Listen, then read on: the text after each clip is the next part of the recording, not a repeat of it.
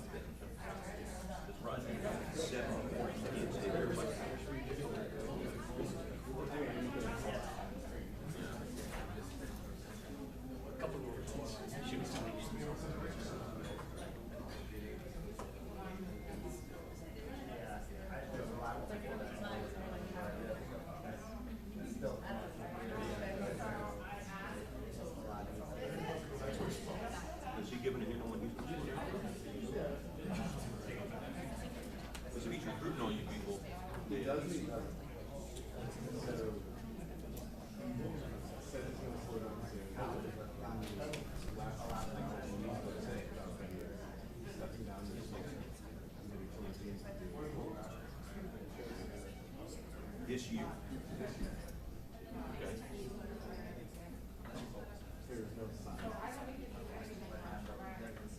But he put it out there. And that tells you all you need to know. He's ready. He just has to get their act together.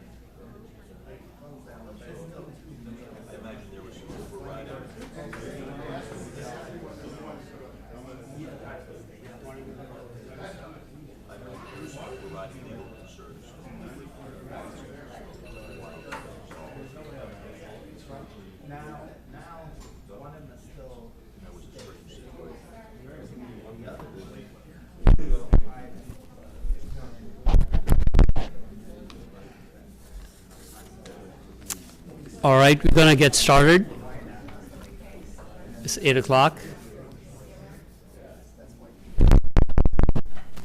Okay. All right. So if you want to take your seats.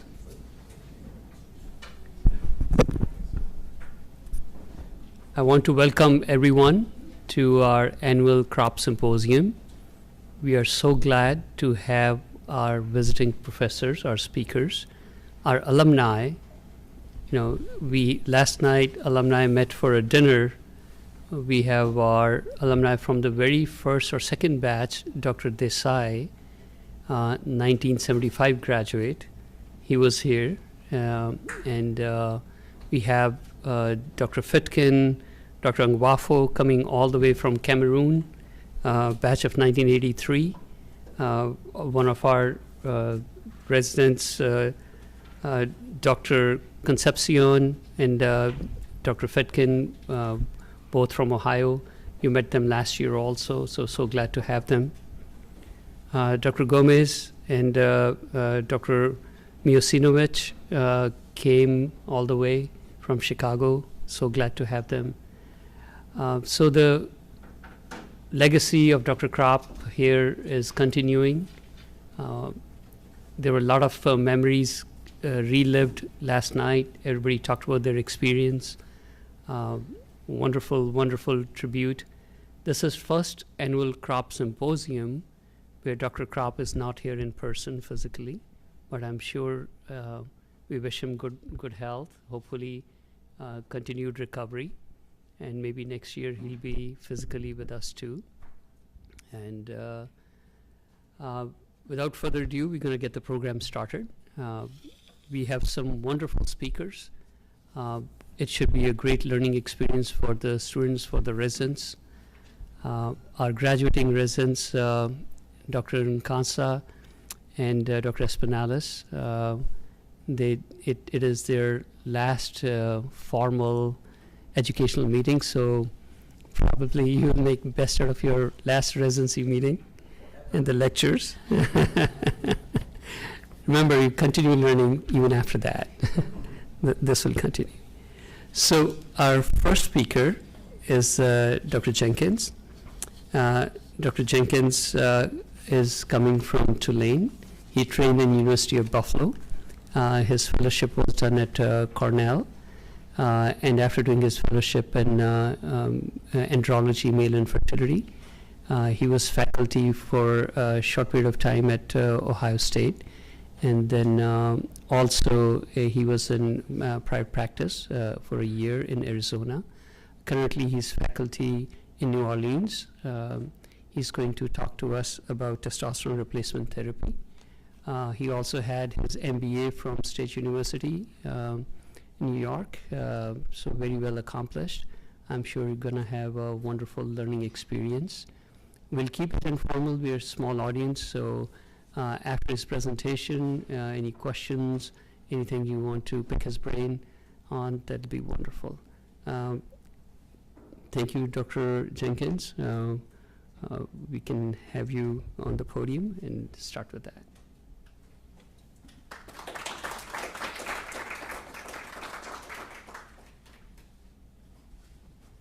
There's a remote here. Okay. Advancing slides in case you walk around. And this is your All right. Thanks for having me.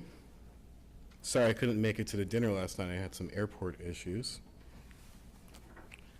But let's keep this kind of interactive. You know, if there's any questions, feel free to stop me.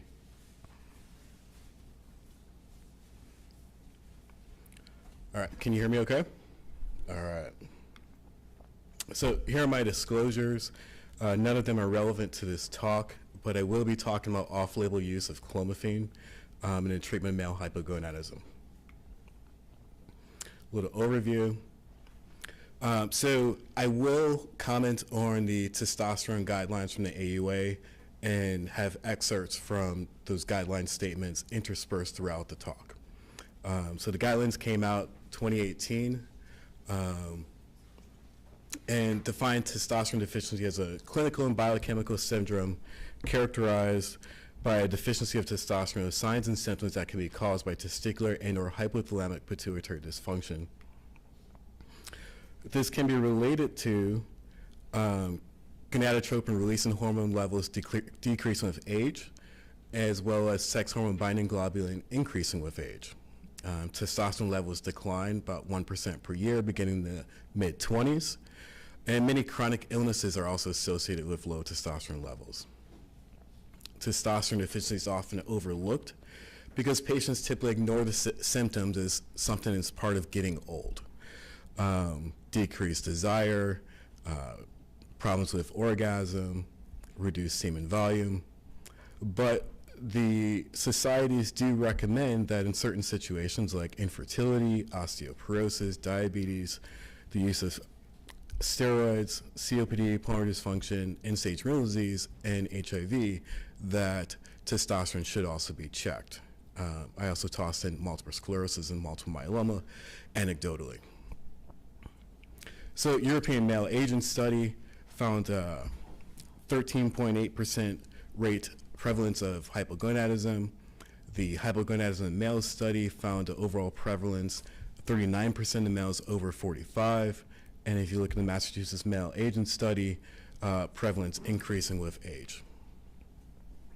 There's a definite association with other comorbid conditions, especially chronic opioid use, obesity, diabetes, AIDS, hypertension. It brings us to guideline statement number 13. Clinicians should inform informed testosterone deficient patients that low testosterone is a risk factor for cardiovascular disease. So we do know that it's a risk factor. What we don't know is replacing testosterone therapy, will that reduce that risk? Other associated things, this study is from the orthopedic literature, and they found that having a low testosterone was actually associated with the need for rotator cuff repair. So they looked at patients who underwent rotator cuff repair and found that a greater proportion of them were hormone deficient. So this is both men and women, so estrogen deficiency as well as testosterone deficiency. So the odds of rotator cuff repair for females with estrogen deficiency were 48% higher, and those for males with testosterone deficiency was 89% higher. In the military literature, looking at stress fractures, one of their main take-home messages was to treat hypogonadism associated with the risk for stress fractures, prevent stress fractures in that patient base. Also looking at the veterans, this study through the VA system showed that there was a significantly higher amount of low testosterone associated with the veteran population as they got older. So what can we do for it? So disease modifications, number one, obesity, diabetes, hypertension, hyperlipidemia being the main factors. So guideline statement number 21, all men with testosterone deficiency should be counseled regarding lifestyle modifications as a treatment strategy. And we'll get a little bit into that. So diet and exercise versus diet and exercise plus testosterone. So this study looked at metabolic syndrome, patients newly diagnosed with type 2 diabetes, and they put them in two protocols, diet and exercise versus diet and exercise and testosterone, and they found that the group that had testosterone were way more likely to reverse their metabolic syndrome versus the group that did not have testosterone, 81% versus 31%. This study looked at the association between weight gain and testosterone levels. So we can see that there is a logarithmic difference. So a greater than 10% decrease in weight equated to an 85-point improvement in testosterone, and a 15% decrease in weight equated to about 200-point improvement in testosterone. Then looking in the bariatric literature, they had patients with weight loss and those who had surgery versus those who had just diet. They looked at the testosterone levels between the groups and found that those who had bariatric surgery, who had significantly more weight loss, had a significantly higher improvement in their testosterone level compared to those who just had diet alone. And then looking at sleep deprivation and stress in residency training, this study looked at a population of hospital workers, but they found the internal medicine residents, likely due to sleep deprivation, had a 250-point difference in their testosterone levels versus the rest of the hospital workers. Varicocele repair has been shown to improve testosterone levels, but to a minor amount, or an average 80 to 100 points. So then we get into the diagnosis recommendations. Clinicians should use a total testosterone level below 300 as a reasonable cutoff. The diagnosis should be made only after 2 total testosterone measurements made on separate occasions, both done in the early morning. Number 3, testosterone deficiency is only made when patients have low testosterone levels combined with signs or symptoms. And number 5, the use of validated questionnaires is not currently recommended to make this definition. And then one special note, an evaluation should not be made during an acute or subacute illness. What testing should be done? So as well as that total testosterone level, LH level should be checked. If testosterone is significantly low, prolactin should be checked. If high prolactin is found, the endocrine evaluation should be done. Estradiol should be checked if the patient presents with breast symptoms or gynecomastia, although I check estradiol in everybody. And then men who are interested in fertility should have a reproductive health evaluation prior to treatment. And also prior to treatment, you should measure baseline hemoglobin hematocrit levels, and men over 40 should have a baseline PSA. There is a known issue with the lab test for testosterone.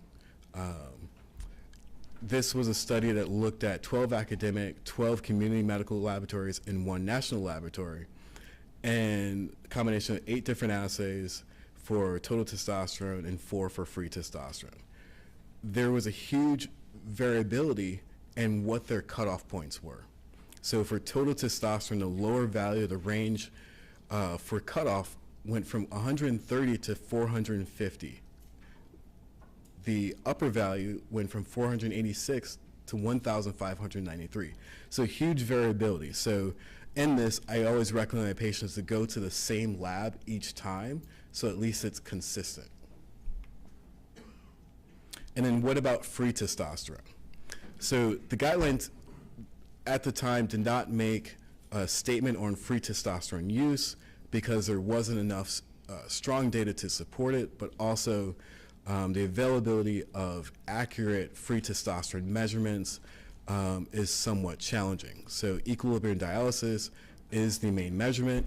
It is available from LabCorp and Quest Labs, so I do order it for all my patients because I do find it more accurate. Because getting into this, total testosterone is everything that's available, everything that's in the body, but 40 to 50% is bound to sex hormone binding globulin, bound tightly. So that's not there for the body to use. So we look at the free component because that's what's actually active for them to use. As sex hormone binding globulin increases with age, we may see patients will have a normal total testosterone, let's say 400, 500, 700, but due to their high sex hormone binding globulin, actually have a really low free testosterone. So I've included some things that can affect other things that can affect sex hormone binding globulin levels, but I do check free testosterone in all my patients because I do find there is a great amount of variability in sex hormone binding globulin levels. Getting into the algorithm of how to assess low testosterone, so of course getting a baseline measurement of the, try this out, measuring the total testosterone. If low, repeating the total testosterone as well as measuring the LH and hematocrit. And then if it continues to be low, or if it's significantly low, prolactin testing, and then plus or minus endocrine evaluation. If it's low, if prolactin's not low and an issue, carry on with testosterone deficiency, PSA test for those over 40, and proceed with treatment. What are the symptoms? So there's a variety of symptoms that really aren't necessarily related to testosterone therapy alone, or low testosterone alone. A lot of things can cause these symptoms. So that's why it's the symptoms plus 2 low testosterone levels. Side note, if a patient starts on therapy and it doesn't change their symptoms, even though they have normalized testosterone levels, those symptoms may not be due they may not be due to the testosterone. It may still be something else. So for them, I may give them a trial and have them come off of it, see if they notice a difference, but also have them check in with their primary to see what else is going on. The symptoms are related to the serum testosterone concentration, progressively adding as the decreasing testosterone happens. So loss of libido, loss of vigor, obesity, feeling depressed, disturbed sleep, lacking concentration, diabetes, and finally hot flashes, erectile dysfunction. So notice erectile dysfunction is one of the last things to go with low testosterone. What are the treatment options? One of the oldest and cheapest and most economical and common is intramuscular injections. I typically do weekly or twice weekly injections. because the common formulations, testosterone cypionate and testosterone enanthate, only lasts about 7 to 10 days. So trying to do a 2-week dosing causes a very high peak, but then towards the end of the cycle, they're going to bottom out. So a lot of patients complain about this kind of ups and downs, and they end up not wanting to continue therapy. With a weekly or twice weekly, they get a much more consistent level, and it also balances out the overstimulation, so they're less likely to get erythrocytosis, which is a known side effect. There is now a auto-injector by the name of Xiosted, which is a weekly subcutaneous injection for testosterone therapy. There's transdermal gels. Those are now generic as well. They're placed in the skin, typically chest shoulder area, but there's also one for the armpit. Those are placed every morning. But the main concern about this, one, the gel can transfer to their partners or children, so they have to be very careful about washing their hands after they apply the gel and letting the gel dry completely after application. There's transdermal patches.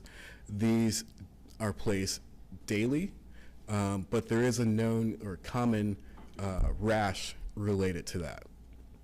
Subcutaneous pellets are placed under the skin, done in the office by the provider. Those are done every 3 to 5 months. A lot of guys do like those, but there can be a cost factor that can be an issue. Long-acting intramuscular injection, testosterone undecanoate, known as Aved. This is done every 8 to 10 weeks. This is also done in the office by the provider. There is a black box warning for pulmonary oil microembolism. So that's some of the oil actually getting into the bloodstream, travel to the lungs, causing a microembolus. So patients do have to be monitored for 30 minutes after. Monitored as in they have to stay in the office and let you know if they have any symptoms. There's buccal tablets. They're kind of being phased out. But the newest thing are oral tablets. So the oral tablets are also testosterone undecanoate, which is very different from the prior generation oral tablets, which was methyltestosterone. So the methyltestosterone had liver toxicity risk because it got absorbed through first pass through the liver and caused liver toxicity. That's why we had to monitor LFTs. The newer formulation, testosterone undecanoate, is typically bonded with a fatty acid chain. So it gets absorbed through the lymphatic system. Then once it gets into the system, that fatty acid chain is cleaved and the testosterone is available for the body to use. These drugs have to be taken with food, and they're typically twice daily. There is a black box warning for those with hypertension. And then getting into the guidelines, so alkylated oral testosterone should not be used. That's the methyltestosterone. Risk of transference should be documented. That discussion was had. And then commercially manufactured testosterone products should be prescribed rather than compounded, because there was a study that looked and found that they looked at, I think it was about 15 compounding pharmacies in the Toronto area, plus looking at one commercial product. And when they actually tested the testosterone levels, most of those compounding products did not have the amount of testosterone on the label, and a lot of them didn't even have close to the amount of testosterone on the label. And then a couple of them actually had higher amounts. So having that commercial product, which is much more regulated. Getting into the costs, so 6 vials testosterone cypionate, 6 mLs, is a typical 3-month supply, and this is GoodRx without insurance, $30 to $40. Looking at the testosterone gels, these are a little bit more expensive. This is 1 month supply, and that's about $45. Monitoring. So I typically check testosterone labs about 3 to 4 weeks after they get started. I want to see where they're at, and based on each product determines when I check their labs. So The injections, I check peaks 24 to 48 hours after the injection because I don't want to have them to have overstimulation. The trough, I can base off of their symptoms. The gels, I check 3 to 5 hours after they apply the gel. That way it gets absorbed and circulated within their body so that they get a good level. And then the long-acting agents are typically based more on when those are given. And which one did I miss? Gels, oral. Oral is also 3 to 5 hours after they have their first morning dose. Continue to evaluate total testosterone, hematocrit, PSA, to make sure that patients are getting normalized levels. And the goal, according to the guidelines, should be the middle tertile of the normal reference range. For patients who do have elevated hematocrits, they should either decrease their dose or be referred for therapeutic phlebotomy. So risks and safety. The problem with this is there's a lack of definitive evidence derived from properly designed studies, and there's mixed evidence that is not definitive from literature that is available. About 10 years ago, there were a few studies saying that there was an elevated risk of cardiovascular events related to testosterone therapy, heart attacks, and strokes. But that was different from all of the literature before that and all of the literature that came after. After further review, some of those studies were actually poorly done. Some had female patients within their data group, and there were a lot of concerns about that. But that still led to some warnings from the FDA, and later studies showed again that there was no significant risk. This study in 2017 showed that there was associated lower risk of cardiovascular outcomes in the patients who had testosterone. And then last year, the Traverse study came out, which was one of the largest that specifically looked at cardiovascular disease. They looked at the patient population, those who have cardiovascular disease and those who actually had an increased risk of cardiovascular disease. They were all hypogonadal. Over 5,000 patients received testosterone gel or placebo with a mean duration of 21 months and mean follow-up of 33 months. And they found that there was no significant difference between those who received testosterone and those who received placebo as far as cardiovascular causes for death as well as cardiovascular events. We then get into the concerns about prostate cancer risk.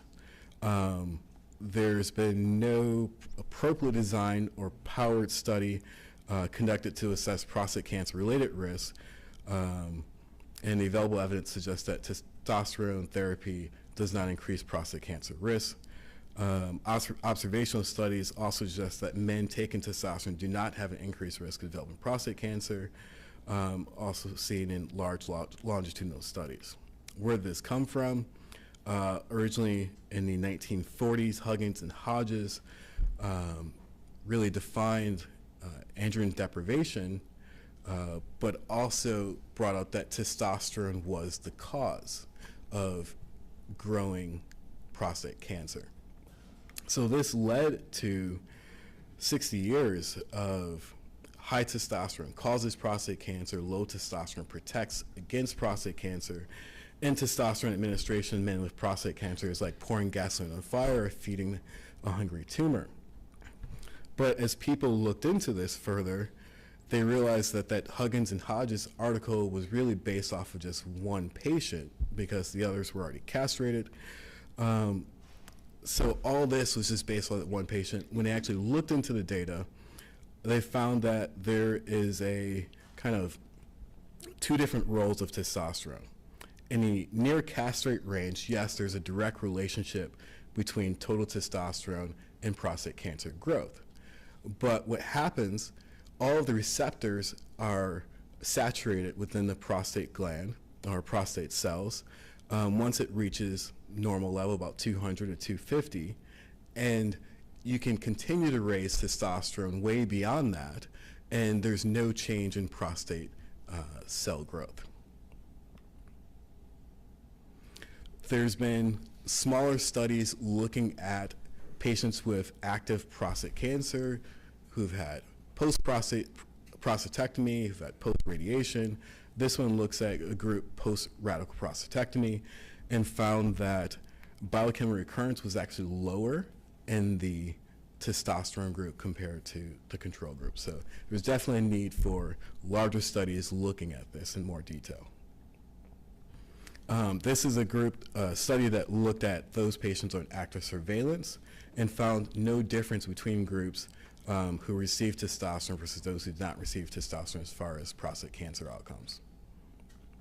So it leads to guideline statements saying clinicians should inform patients of the absence of evidence linking testosterone therapy to development of prostate cancer, and that patients with testosterone deficiency and a history of prostate cancer should be informed that there is inadequate evidence to quantify the risk-benefit ratio of testosterone therapy.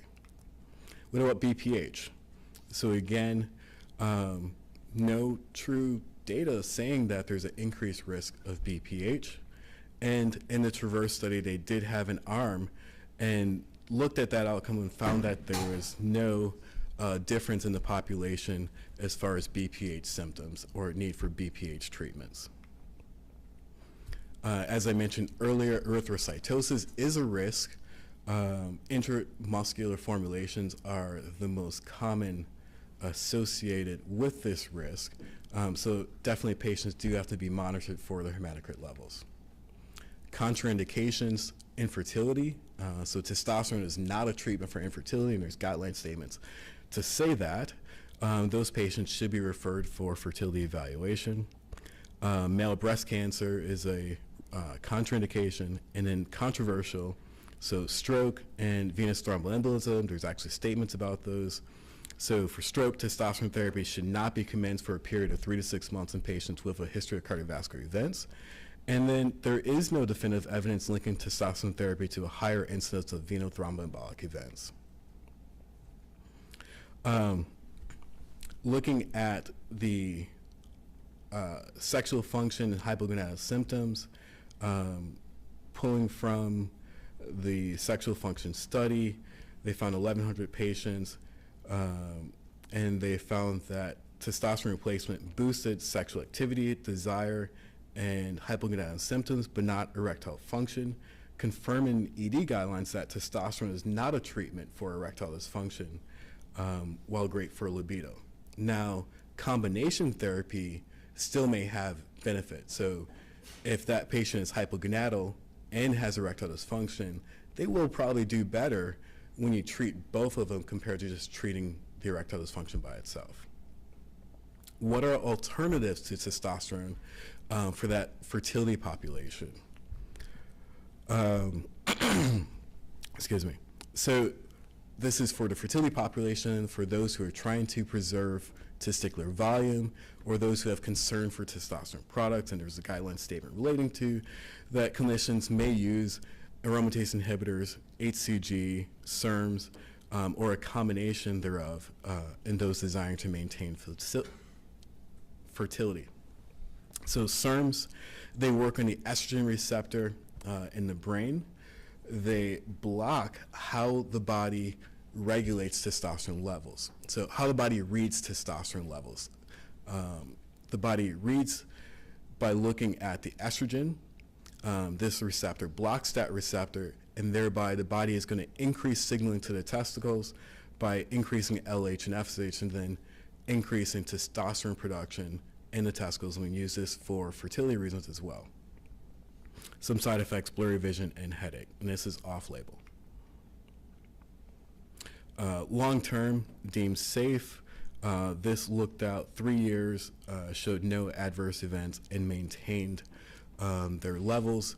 There is a 10% rate of tachyphylaxis where they stop responding to the medication. Aromatase inhibitors can also be used. They block the conversion of testosterone to estrogen. Some patients who have, let's say, higher adipose content may be at a higher risk for this. But I always get baseline estradiol levels to see where they're at, and so I can see what the difference is. HCG. HCG is an injection 3 times weekly. This is the most expensive of the bunch, but the dose is based on what the goal is. So I'll give 500 units to treat a patient who wants to do a combination therapy with testosterone and HCG to maintain testicular volume or potentially maintain spermatogenesis. I'll use 1,500 to 3,000 for a patient who is trying to, let's say, convert back from being on testosterone and trying to regain spermatogenesis. I'll give you a look at the costs. Again, GoodRx. With Clomid, the brand name manufacturer bought the generic manufacturer and shut down production. So the price, which used to be $45 for a 3-month supply, jumped up to about $200 for a 3-month supply. So there is that. HCG, okay, this one. HCG is significantly more expensive, but one thing that actually I just noticed, one patient brought it up, is depending on what product it is, whether it's generic HCG versus Pregno brand name versus Navarro brand name, the price differs. So Pregno was actually the cheapest one, and the generic was more expensive. So another thing to pay attention to. So I mentioned combination therapy. This is based off an article, small article, where they gave men testosterone therapy and various levels of HCG, and they looked at testicular fluid to check intratesticular testosterone values. And what they found that at the 500 unit 3 times a week level plus testosterone, that they're actually maintaining intratesticular testosterone levels, which they hypothesize maintains spermatogenesis. So the group at Baylor looked at this as well. Small study. Patients had injectable testosterone as well as gels, and they found that they normalized their testosterone levels, and total motile sperm count was not significantly different. So finishing up, going back to the algorithm, checking 2 early morning total testosterone levels, as well as checking your baseline estradiol, hematocrit, PSA if indicated, and then LH, if the LH is low, or the testosterone is significantly low, checking prolactin, referring to endocrine for further workup. And then fertility workup is separate. Those are kind of like your key baselines for how to get started. You always want to start out with disease modification as far as, there's my 30 minutes. Okay, disease modification to improve their blood pressure management, their obesity, getting them diet, exercise, weight loss, stress reduction, and getting good sleep. Those are the key things that's going to be on the patient, not on the provider, for them to basically get better outcomes. So early morning levels are important because insurance companies are strict about covering for that. Pretty much everything triggers a prior authorization. Make sure the patients are symptomatic and meet criteria, and make sure the patients are continually monitored, and not to start patients on testosterone when they're interested in fertility. Any questions?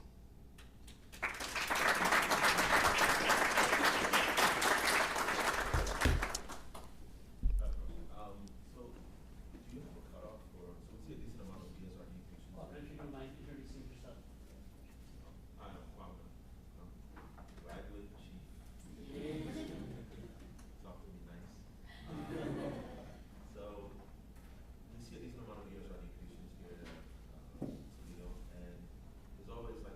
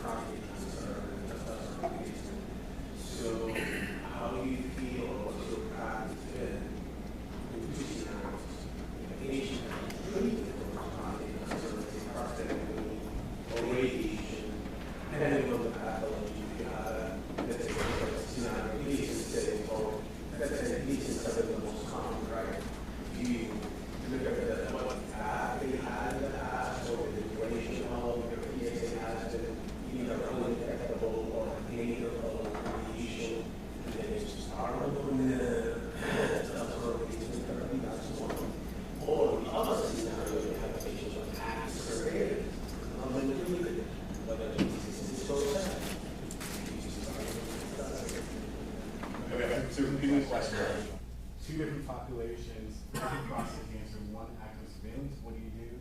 And one post-treatment or prostatectomy radiation, what do you do? I give them all testosterone.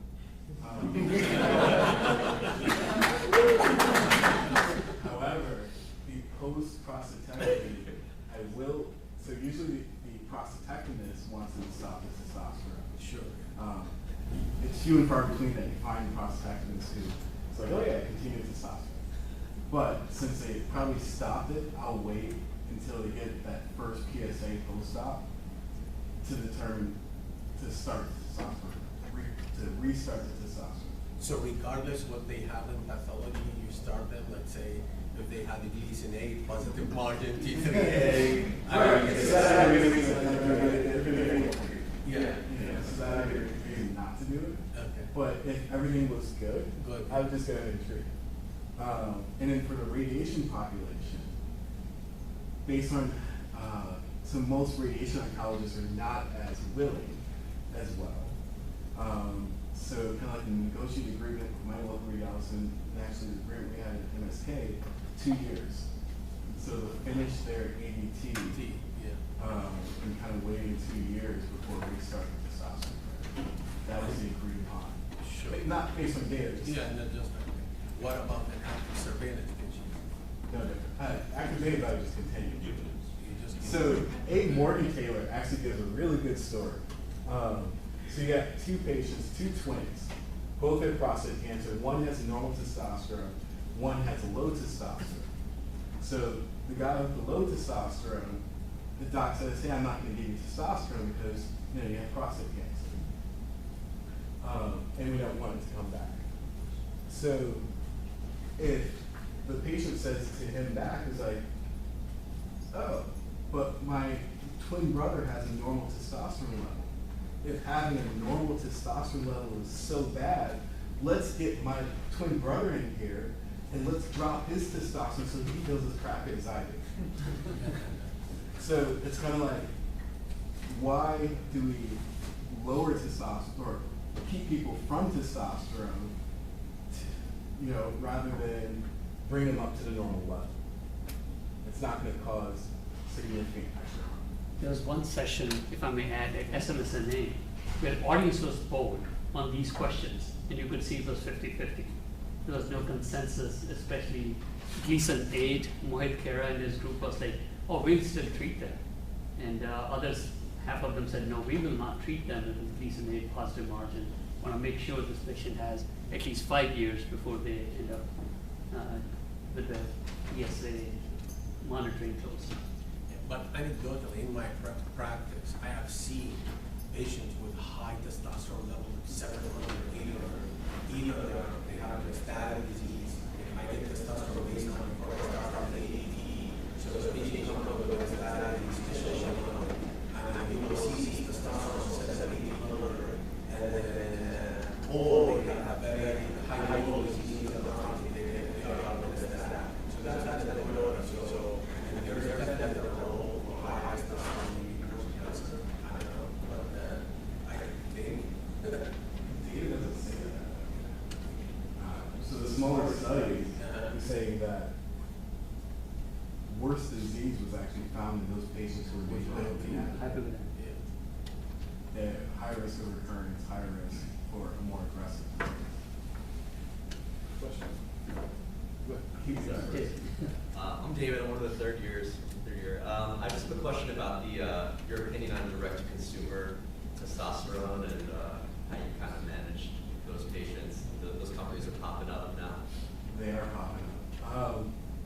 So they're not necessarily getting to me. It's happening. So direct to consumer is there's companies out there like Home Health where patients are doing the blood test and they're getting it from this just online company, getting rid of testosterone from that. I don't know enough about it to have an opinion. I do get those ads all the time, so I do take a look from time to time. And some of them, like I tried out one, and they actually had like legit levels that they sent back on me. So I was thinking they were going to send back low testosterone levels, but it actually sent them, my normal testosterone. So not enough data to make a real comment. I have a question. You said that you get the Introduce yourself. I'm Dr. Smalls. I'm with the Chief of Graduate Residence. You said that you get a free testosterone, especially if you have a guy that has a high SPHG, is on testosterone intramuscularly, and his testosterone is still low. What would you recommend? Total testosterone or free testosterone? Free testosterone, so low total testosterone. I raise the dose. Sorry? I'll raise the dose. So I always get free testosterone because I found, for some reason, New Orleans patients have higher SHBGs than anywhere else like that. Anecdotally, I just like, I have so many like 500 to 700 who then have a low free testosterone, so I check on everybody.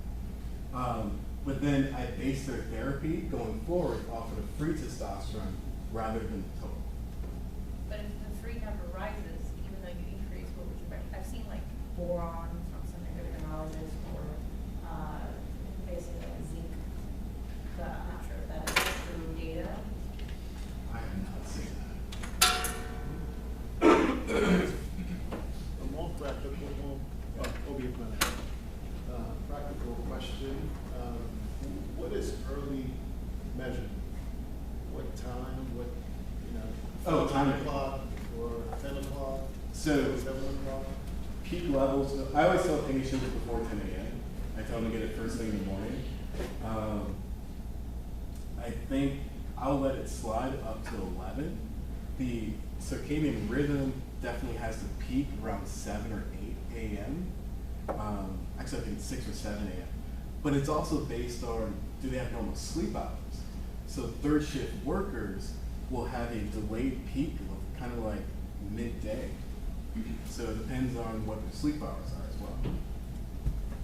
Circadian rhythm starts rising, an hour before we wake up, Right. keeps them rising up, and peaks 2 hours after we've been up. So presuming you woke up at 6, your testosterone starts rising. And that's interesting because, I mean, for Dr. Rabbits and I, transplant surgery, we were up all night. I don't know. Just take it to Just give it a- So, Eric Roebner, I don't treat prostate cancer, and I don't check testosterone levels. But here in my practice, I do mostly reconstruction now. A fair number of patients come with a low testosterone checked by somebody else, because I never check testosterone, but they have no symptoms. Now, you showed me 5 or 6 compelling slides that they're going to tear their rotator cuff and die of coronary artery disease if I don't replace their testosterone. And since I've had both rotator cuffs replaced, okay, there's a personal question here. So should I replace their testosterone if they're not having any symptoms and it was just checked random? At the moment, that'll be off-label. So I get those patients too. If they're not having symptoms, I say, all right, let's wait until you have symptoms. But I do tell them the risk. And so if they do want to start therapy, I'll offer it, knowing that it's off-label, we don't have data on it. But we don't have recommendations or guidelines that say that even though there is a higher risk of cardiovascular disease being hypogonadal, and all of the other things about being hypogonadal, there's not a recommendation to treat those patients unless they have symptoms. Is there any data on what happens to those patients if you treat an asymptomatic patient and you make them normal with respect to testosterone? Do they get other problems, or do they just feel better about themselves? They just feel better. In the back. Hello, I'm one of the second years. Have you been to those like young patients that come to you for, I don't know if they come to you for infertility, but they've abused exogenous testosterone, testosterone over 1,000, sperm count is terrible. How do you kind of transition them to try to regain that fertility while completely not having them need blood withdrawal from testosterone? I'm glad you asked that question. So I use combination therapy of HCG and clomiphene.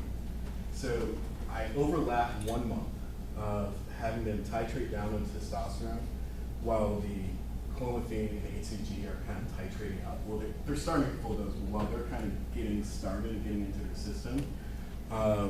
This study, also out of Baylor, looked at 66 patients, and they gave them this dual therapy, and they found that the majority of patients did recover spermatogenesis by 18 months. Yeah, 18 months.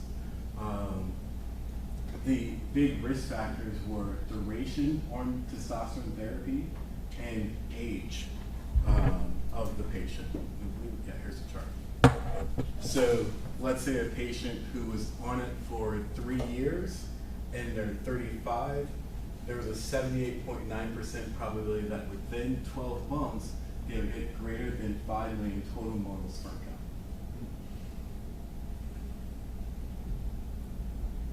Does that answer your question? It does, yeah. You pretty much start weaning the testosterone. Yeah. adding other So I don't do a hard cutoff. I kind of, for 1 month, cross it over. Good one. So, I remember when we were residents, there was discussions around androgen laws. And that terminology, I don't think I hear it a lot of it.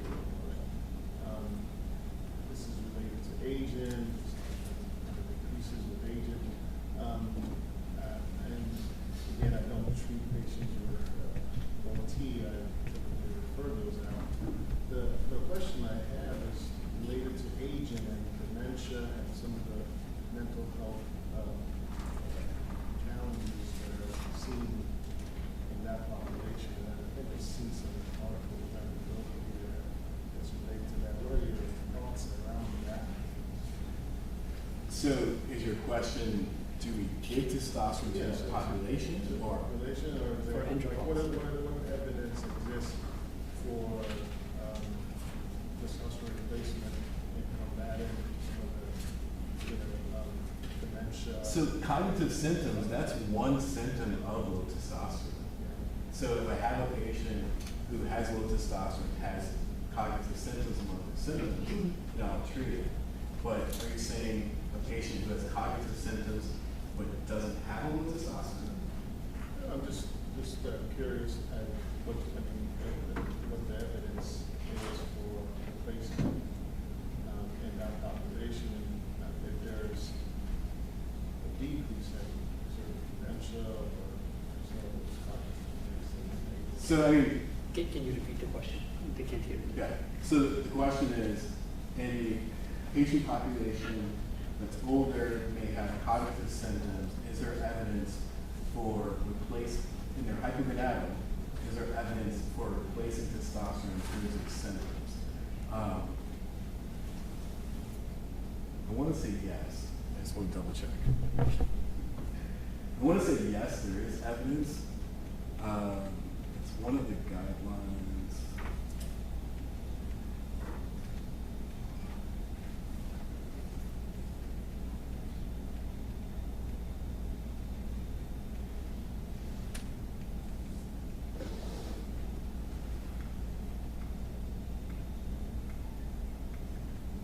Anecdotally, patients who have really close to gastric level of testosterone, and you correct your testosterone, the first thing they come back and say there was a mental fog, I didn't realize I had, and it doesn't fit up.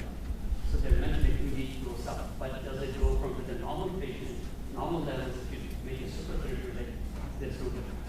And the dementia study didn't show any changes in VA cooperative trials. So they couldn't delay the dementia, but there was no better. Would you So say anecdotally, I'd say yes, there's improvement. Yeah. Of 80-year-old patients who definitely have swelling, and after they start testosterone therapy, they're like, oh my God, I'm so much clearer. So anecdotally, I can say yes, there is a difference. Hi, I'm Isaac with Christian Business. Some of the patients that I've seen in the last long period, let's say they've had their testosterone checked multiple times. Initially, they were around 700, 800, and then a couple years later, they come back and now still being now they're in the 300, 400, but they're out of the signs of low testosterone. I know you mentioned there's a significant variation in what is considered normal, but they have these symptoms. How would you go about, would you end up treating them if they're normal, if they're total testosterone and free testosterone still gonadal, or would you just sort of observe the treatment? So we use 300 as a cutoff. Okay. I use 300 to 450 as a gray area. So in that group, I'll offer treatment as a trial to see if it affects their symptoms. If it doesn't affect them, then we stop it.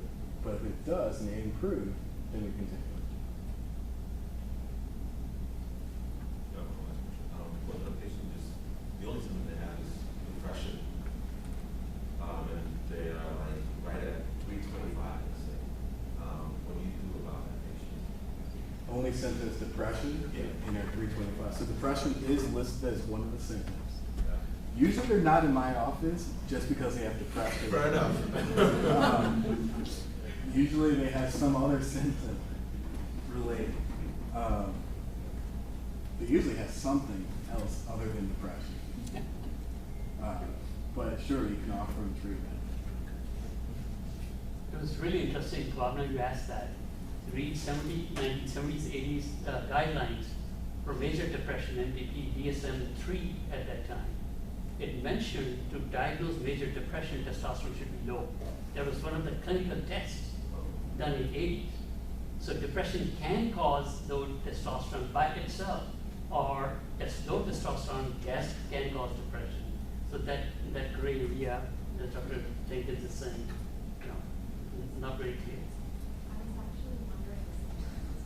Someone else, oh, sorry, that one I was being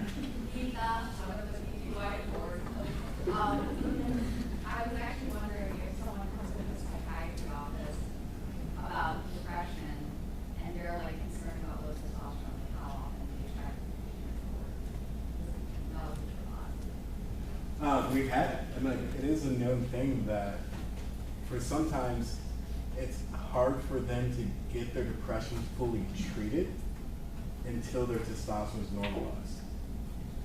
So that they'll have difficulties fixing their depression until their testosterone is normalized. Yeah. So one last thing, Dr. is we have a large population of ESRD patients and transplants and renal transplants that we do. High prevalence, one of our students has actually gotten the data together of hypogonadism on these patients. And the data, as you mentioned, these patients, when we put them on calcineurin inhibitors, when we start that, they're at a very high risk of new onset diabetes mellitus, especially if they're hypogonadal going into the transplant. Okay. Other thing was we have another group of medications that can cause osteoporosis for immunosuppression when we give them. That again causes a worsening of bone fracture, pathologic bone fractures. So we are finding, we haven't matured our data yet, that we are treating them ahead of transplant while they're on waiting list. That decreases the mortality on the waiting list also. If you leave them hypogonadal while they're on waiting list, and their testosterone is the lowest tertile, they have higher mortality while waiting for transplant. So it'd be a nice trial to do it multi-center. Yeah, to definitely expand it. transplant guys about that. There you go. Yeah. It's something to Yeah, to either collaborate. We'll talk offline about that. Wonderful. Any other questions? What a wonderful talk.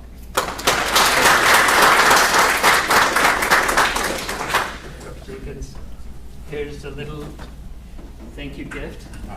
And Thank you. thank you for coming all the way. This is Victor for honorarium. Thank you. Look at this picture, I'm sorry.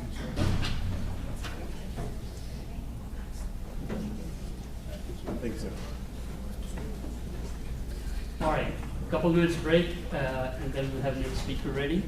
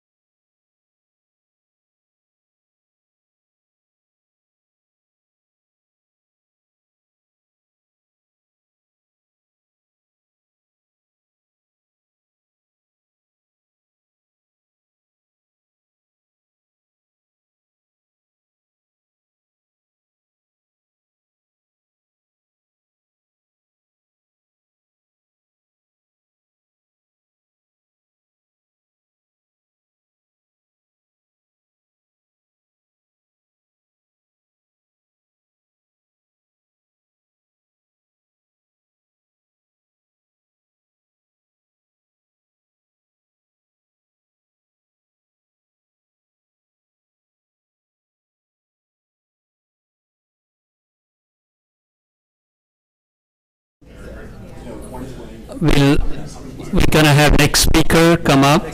So let's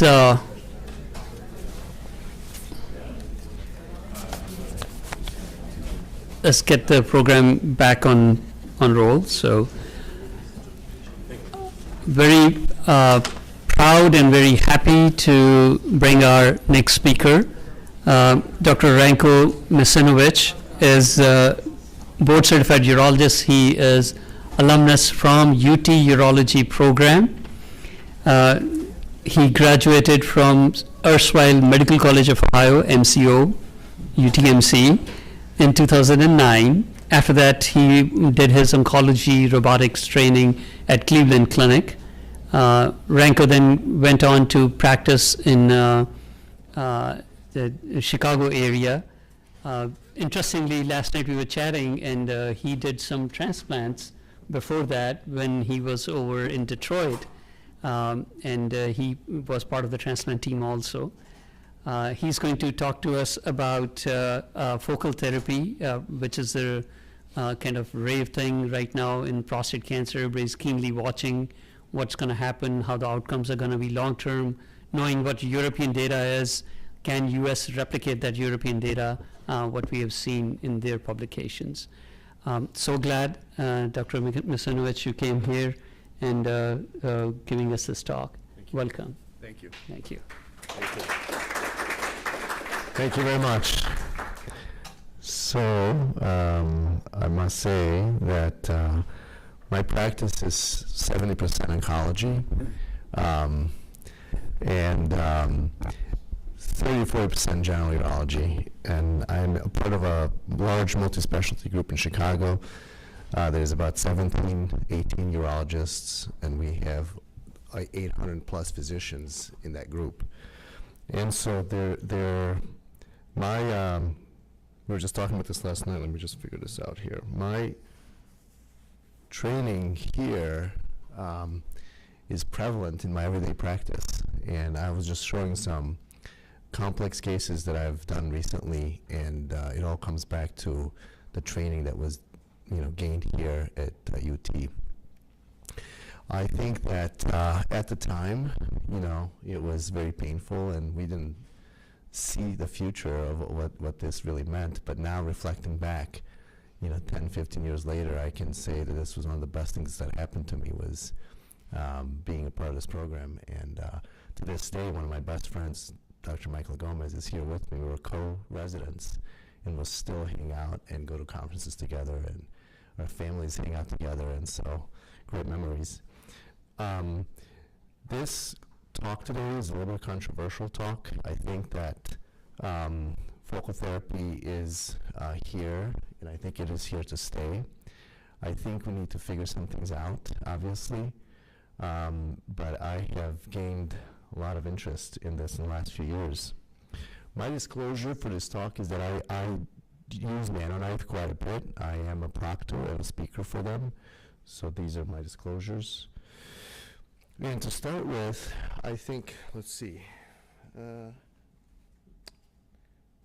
guys hear me okay with this, or let's see. So what is focal therapy? I think most of you know what this is. It's basically treating prostate cancer focally with any one of the available energies, HIFU, cryo, thank you. Okay, thank you. Cryo, NanoKnife, brachytherapy, photodynamic therapy, any one of those. And I think that in my practice, what I usually use, I use the approach of segmental prostate treatment, meaning maybe 25-30% of the gland would be treated unilaterally. Others will use a hemi-prostate therapy approach, and yet others are using a hockey stick kind of approach. So there's really no true definition of what focal really means. There's different variations of what we're seeing and how it's being used. Number two, the AUA guidelines are still pretty firm about this. This is, there's a lack of high quality data in this country comparing focal therapy to radical prostatectomy, radiation therapy, and active surveillance. So this is still a little bit of a quotation mark experimental option for most of our men. However, I do have a lot of conversations with what focal therapy really means and what is a desired outcome. Although there's no consensus to what is success in focal therapy, but I do keep in mind, and I do discuss these points with my patients. I think if you are trying to eradicate all cancer and cure cancer, obviously I think focal therapy may fail long term. But if you're focusing on eliminating presently clinically significant cancer within that gland, preserve functional status, and defer radical therapy, I think if you use those definitions, then focal therapy may have a role. And truly, I think this is an extender of active surveillance. You're deferring patients from potentially, radical therapy down the road. And I use the term prostate cancer management with these men who have this instead of curing the cancer. So we're going to manage your disease. We're not going to cure it today. We're going to manage it. And I think if you bring it up in that way, then this starts to make more sense. So after coming out of the Cleveland Clinic, I see some Cleveland Clinic staff here today. Focal Therapy, Urology Times published this Magic Bullet or Unproven Treatment 2014. I still have this Urology Times in my house because I really became excited about this. During my fellowship years, Cleveland Clinic 2009, 2012, and right prior to that, Dr. Lawrence Klotz published his series from Toronto on active surveillance. This became a land study that we all quoted and were excited about offering active surveillance. A lot of people were hesitant to do it. I think now it's become a standard of care. We all do it. But further than that, I think this was the next natural progression is to extend focal therapy. And I was very excited about this. However, you can see the controversies back then. There's a lack of data. Prostate cancer is a multifocal disease. Surveillance is still required. There's lack of criteria. MRI doesn't show all lesions. We already have 2 standards of care. Why are we doing this? Insurance companies won't pay for it, et cetera, et cetera. And what's really sad is that it's 10 years later and we're still fighting with these same answers instead of, trying to answer those questions. This is a slide that I stole from Professor Emberton in UK, and it just shows basically that their heat registry, he mostly uses HIFU in managing of his cancer, focal prostate cancer patients.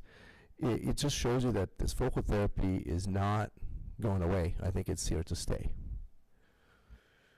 So in a 69-year-old male who is sexually active, has a great life otherwise, works out every day, who presents with grade group 2 disease, and it's a very visible lesion in the MRI, one, should ask and say, what should we do for this man? Should we really bring the sledgehammer out and potentially cause ED? And I've done close to 2,000 prostatectomies now in my practice, and I still to this day have those men who are 6 months out and saying to me, doc, when is this going to come back? And I promised them I saved both nerves.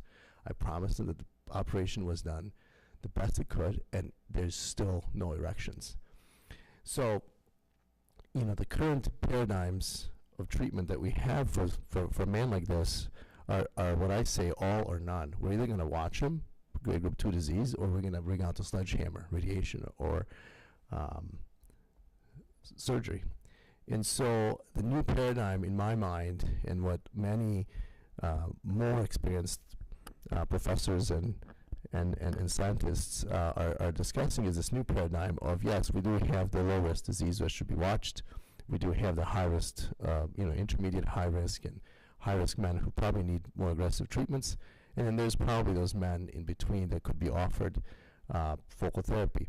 And in general, about 2% of men currently with prostate cancer get focal therapy in this country. And I think the estimates are that probably up to 20% of men could be possibly eligible for this approach. So how well are we doing? This is my patient, one of my patients who played a joke on me right before surgery. 15-year data functional outcomes from New England Journal of Medicine published by Resnick a few years ago, shows that real world, outcomes of 18% men still have some urinary incontinence long term. 43% of men have sexual dysfunction. And if you look at institutions like Memorial Sloan Kettering, depending what year you had surgery, when you look at the erectile dysfunction recovery 12 or 24 months, you can see that not much has changed. We haven't made much improvement in what we're doing and how we're doing it. Radiation therapy, we're all familiar with radiation. It's a cumulative effect over time in regards to GI and GU toxicity. You may be okay the first year or two, but I can promise you I see men in my clinic years later now with significant frequency, urgency, lower urinary tract issues, hemorrhagic cystitis, unfortunately, still happens, even with the spacer and all kinds of stuff that we're doing for these men. And we have Proton Center at Northwestern Chicago, and I can promise you even those patients get radiation-induced cystitis. So it's same thing.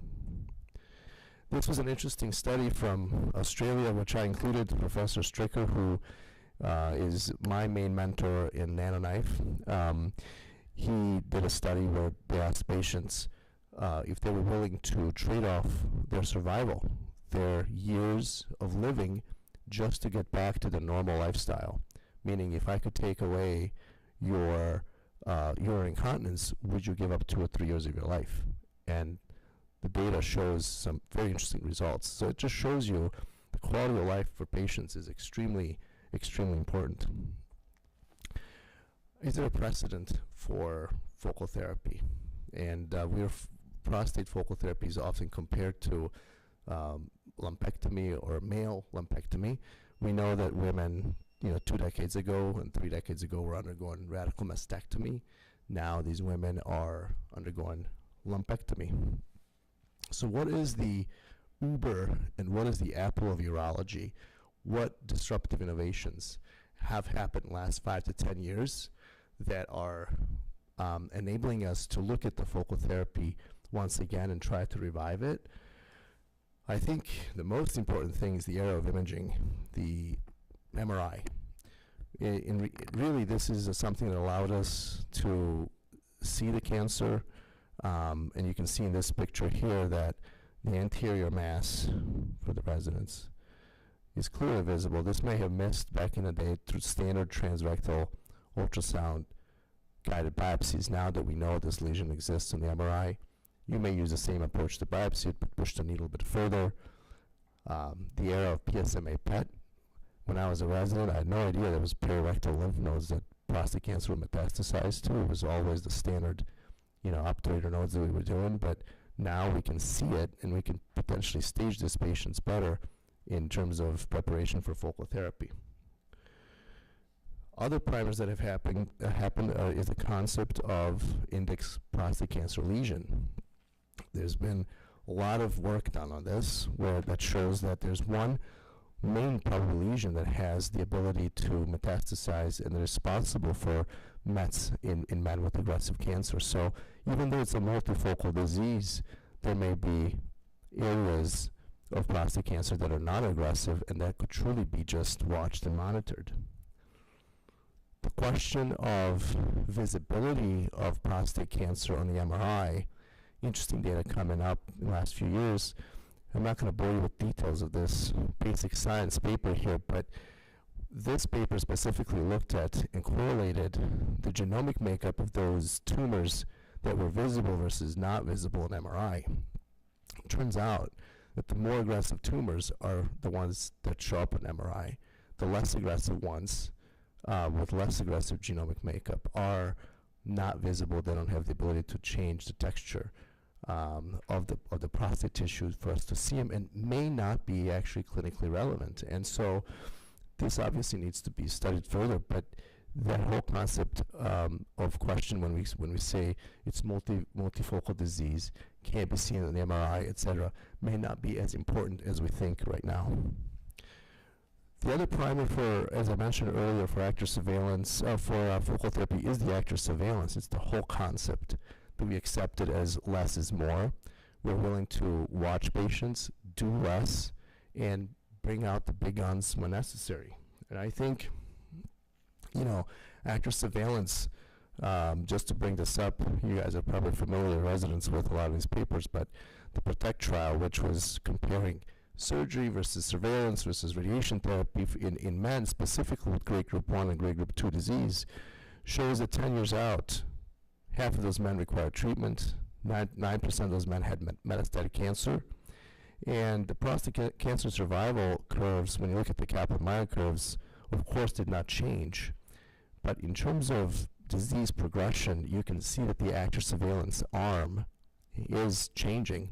And the question becomes, could you have maybe possibly done something just more than active surveillance, i.e.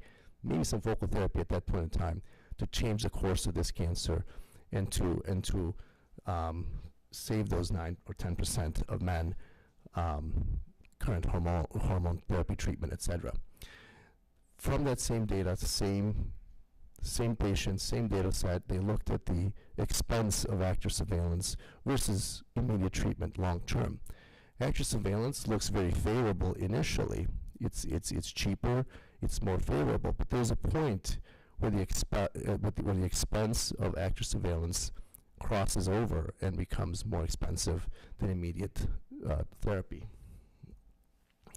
Our colleagues from the North Music Initiative from Michigan, I was a part of that when I was Detroit Wayne State for 3 years, showed that how good are we and how good are our patients in following up with active surveillance protocols.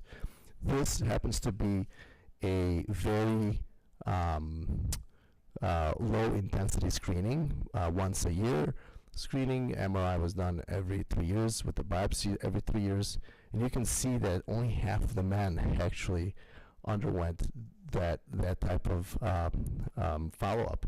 So in my practice, I certainly don't have the manpower, the nursing staff to really keep close eye on a lot of these active surveillance patients, and we tell them to come back in 6 months, but who knows if they do or not. So switching the gears to just some general outcomes data, this is a slide that summarizes multiple studies across, whether it was HIFU or NanoKnife or any other modalities used, but it kind of shows you radical surgery versus radical radiotherapy versus focal therapy in terms of urinary issues, incontinence, when you compare it across those three groups. And I think what's important to know is that in focal therapy, obviously makes sense that it's going to do better, but more importantly, the survival and the salvage at 5 to 10 years has not been changed. It wasn't any worse than the other modalities. In regards to focal ablation energies, what do we have to offer? What are we using these days? And you guys are probably familiar with this. There's a whole slew of things out there right now, from NanoKnife to HIFU to cryoablation, laser therapy, focal brachytherapy, photodynamic therapy, and TULSA. So there's a lot of different modalities out there. I'm not going to go through the slide, each one of these individual modalities, but I can just generally tell you that some of the concerns with different modalities. HIFU is very commonly used. The biggest concern in my eyes is not even the heat injury to the rectum. I think people are very skilled to do it, but one of the concerns is that you cannot treat the anterior of the prostate very well. Laser therapy that's being done is way too focused, and I'll show you some data that you can't. Focal therapy is not laser focused therapy. It should be expanded to include the wider margins of what we usually think, what we see on the MRI. Photodynamic therapy has its own problems with drug and light hypersensitivity. Cryo traditionally has had issues with urethral strictures and really damage of the surrounding nerves and structures. TULSA, in the end, the last one, requires general anesthesia, patient being in the MRI machine, It takes hours, 2, 3, 4, 5, 6 hours to accomplish, and no hospital or private setting where I'm at is willing to give that up. So a couple of years ago, actually in 2020 exactly, I was working, and next door to me was one of the surgical oncologists who was treating a recurrent pancreatic tumor located in a very, very tight spot that could not be resectable. And Dr. Salty was using this thing called nanoknife. So he placed the needles all the way around the major vessels and just ran the electricity, which is what this is based upon, high intensity, short bursts of high intensity electricity. And essentially what he told me is that it's just going to hurt the cells, but not the connective tissues, not the collagen, not the makeup of the wall of these vessels. And that was the first time I actually thought about prostate cancer therapy and how it pertains to nerves, to urethra, and to the sphincter areas in the prostate. So that was the first time I ever came across such treatment option. That really prompted me to reach out to Australia. Professor Stricker, who's at that time has done 200, 300, 400 of those cases, and that's how we initially started using this here. At least we were one of the first or second people to start using it. Professor Jonathan Coleman at Memorial Sloan Kettering has been using it for 6 or 7 years already, intermittently. But we then took it upon ourselves to really kind of dive into this and start using this technology. So the main reasons for this use in my practice is because this is a non-thermal energy. You're able to broaden your field as much as you need to. There's a lot less collateral damage than we see with some of the other options. This treatment is within urologist's skill set. We're using ultrasounds and needles, which is exactly what we do in everyday clinics. There's no need for complex and expensive equipment. It's suitable for all areas of the prostate gland. And then salvage, which was one of the most important things to me, is very easily accomplished in this. I've done 5 radical prostatectomies on failed IREs, and the sticky tissues, the whole the whole exposure when you encounter after radiation therapy or cryotherapy even just doesn't exist in these patients. So very briefly, irreversible electroporation is non-thermal energy. It creates nanopores in these cancer cells, which then ultimately leads to apoptosis. Of course, depending on the voltage that you're using, there's a reversible electroporation that is mostly used for cell fusion in the scientific world. But we're really looking at this irreversible settings that are causing and inducing apoptosis in these patients. So nanoknife, really, you're using needles that have this certain exposure tip that you can control in terms of how long you want this exposure to be, and that's based on the measurements of the lesion preoperatively in the MRI. As you can see, it's a very, very specific measured energy that it gives. And when they looked at the pathologic findings on some of these animals that they treated initially, and even in the 16 human subjects that were done initially, it's a very, very clear demarcation of where this energy stops. And so you can really measure 5 millimeters around laterally from each one of these probes and know exactly where your treatment area will be.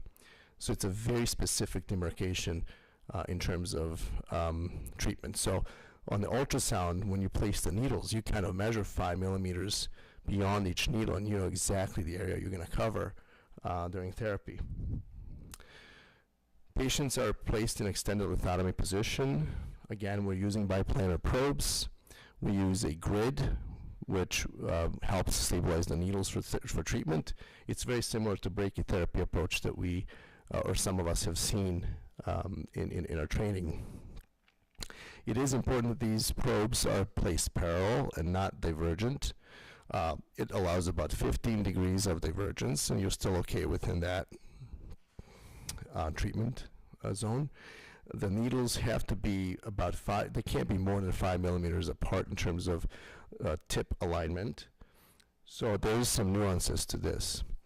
In terms of cons for this technology, I think my biggest pet peeve about this is the fact that once you start therapy, which lasts only 8 to 10 minutes, you cannot really see clearly prostate anatomy. So you have to really be sure you place these needles appropriately beforehand, and then once you start the treatment for 10 minutes, you're not going to be able to see that portion of the gland.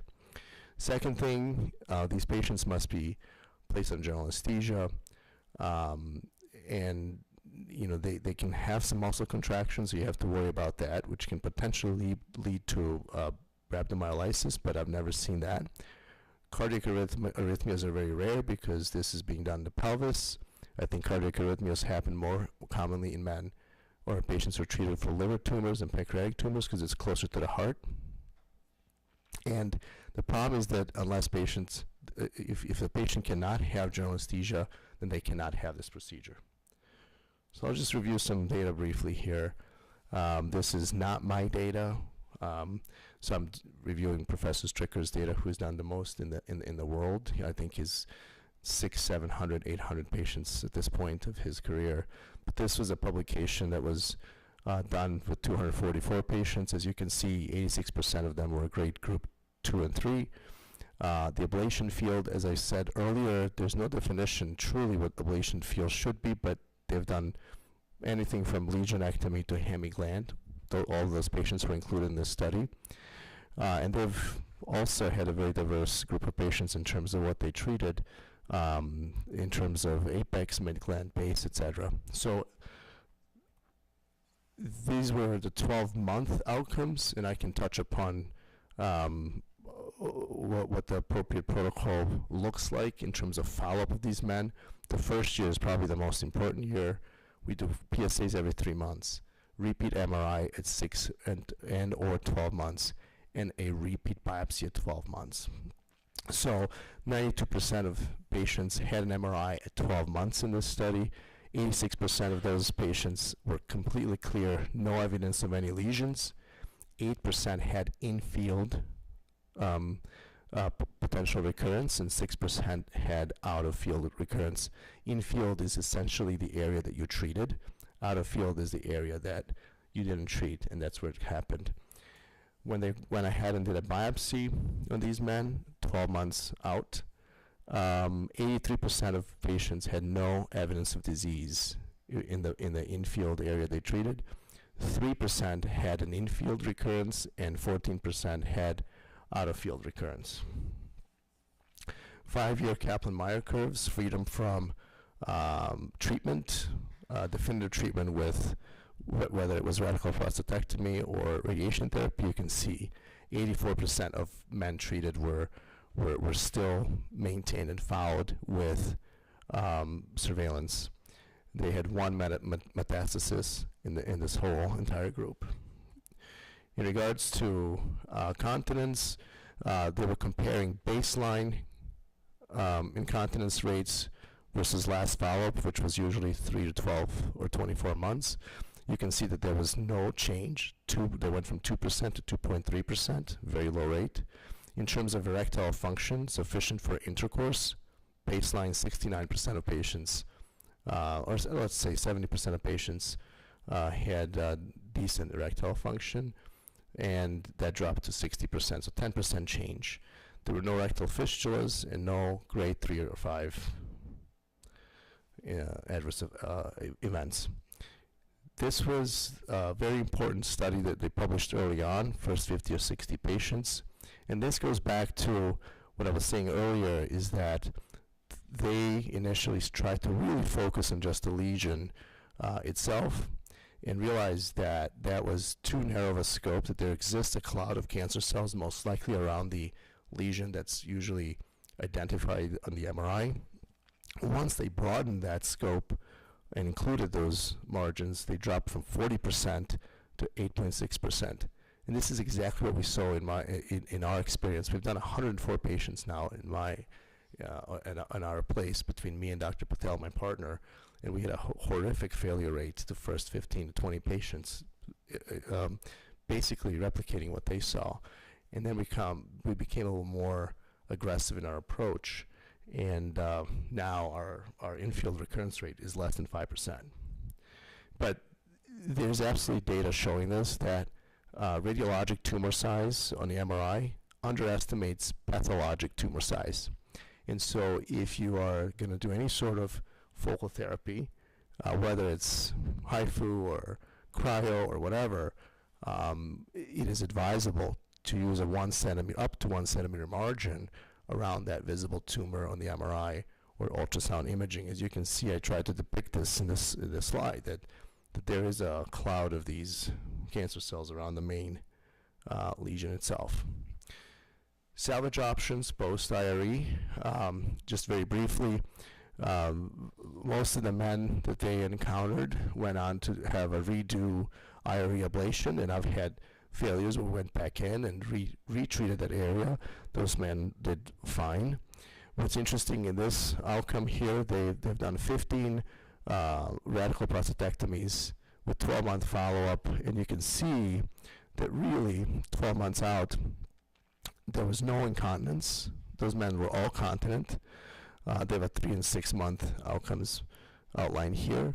And I would say about 60% of men were still maintaining erections, which is pretty impressive when you compare to some of the salvage papers that you see after radiation therapy or cryotherapy, etc. So the current status of NanoKnife in U.S., in 2021, the FDA approved a U.S. trial. It was a single-arm trial looking at the safety of this approach, and the trial name is PRESERVE, and it was sponsored by the Angiodynamics in conjunction with Society of Urologic Oncology, CTC. And we were a part of this trial. This trial is just accrued and closed last year. We're still waiting results. It included 17 U.S. centers where we screened 150 patients, and 121 were included in this study. Inclusion criteria are outlined here. It was mostly men with Gleason 3 plus 4 or 4 plus 3. PSA was less than 15. Clinical stage was T2. And the primary endpoints were negative infield biopsy at 12 months and looking at the adverse effects at 12 months out. So this is basically just this is just accepted for publication. This is just a first look at the risk safety outcomes, and we're still waiting for oncologic outcomes. Probably within the next 6 to 8 months we'll have that. We had 8% of men who experienced grade 3 adverse effects, no grade 4 or 5s. There was actually one fistula that happened, and that happened in a man who was in retention and who underwent multiple Foley attempts to be placed. And I think because the tissue was still raw, if you will, that may have created a false passage and led to this fistulization.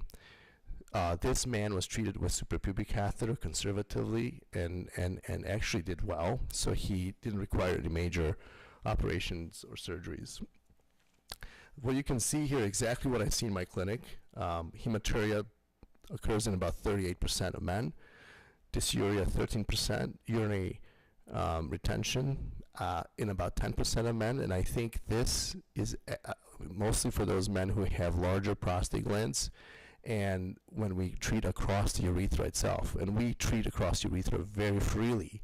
I've never had a stricture happen yet, which is incredibly awesome. So no strictures. Urgency and frequency, you can see 10% as well. Erectile dysfunction, 10%, and hematospermia, 10%. So usually these men will have a catheter in for 3 days. That comes out, and for next week or so they will have some urgency frequency, what we're seeing here. My nurse will see them 3 to 5 days afterwards for catheter removal. By the time I see them myself at 2 weeks out, they've had sex already, and there's no incontinence, which is amazing. a lot of these men, 3 or 6 months out, will actually have improved symptoms in IPSS, which is another finding that wasn't mentioned here, but we're seeing that because of the eradication of prostate tissue, that maybe the urethra is now opening up a little bit, and we're actually seeing symptomatic improvement in those scores. And I don't have the data on PSA here, but PSA also drops significantly afterwards. Last couple slides. Currently, what we're doing is we've partnered up with Veracyte. We're looking at the Cypher scores on each and every one of those lesions biopsied within the prostate gland. We're trying to correlate and see if we can predict failure rates, who may be a better candidate for focal therapy, who may be a better candidate for upfront radical treatment. So that's a separate study that we're doing in our institution. This is the man that I mentioned earlier. I just want to bring it back up to you. He was treated with NanoKnife. This is in 2021. 2022, you can see the MRI finding. There's no lesion there. PSA is 4, negative cancer pathology, and he's perfectly happy. He's 3 years out right now. So in conclusion, focal ablation in the primary salvage setting may be suitable for men with unilateral localized intermediate risk prostate cancer. I still think that strict follow-up, at least the first 12 months out, is absolutely necessary with the imaging and biopsy, especially if you're starting out. NanoKnife provides reliable in-field ablation with acceptable medium-term oncologic and functional outcomes. And I say NanoKnife here just because that's my experience. I've done cryo and very few HIFUs. But regardless of the approach that we use, I think patient selection is really the key for this. If you choose one energy, become good at it, know how to use it, and know how to implement it. And certainly further trials and long-term registries are essential for us to really put this in our guidelines for everyday use. So I will stop here and take questions. Thank you.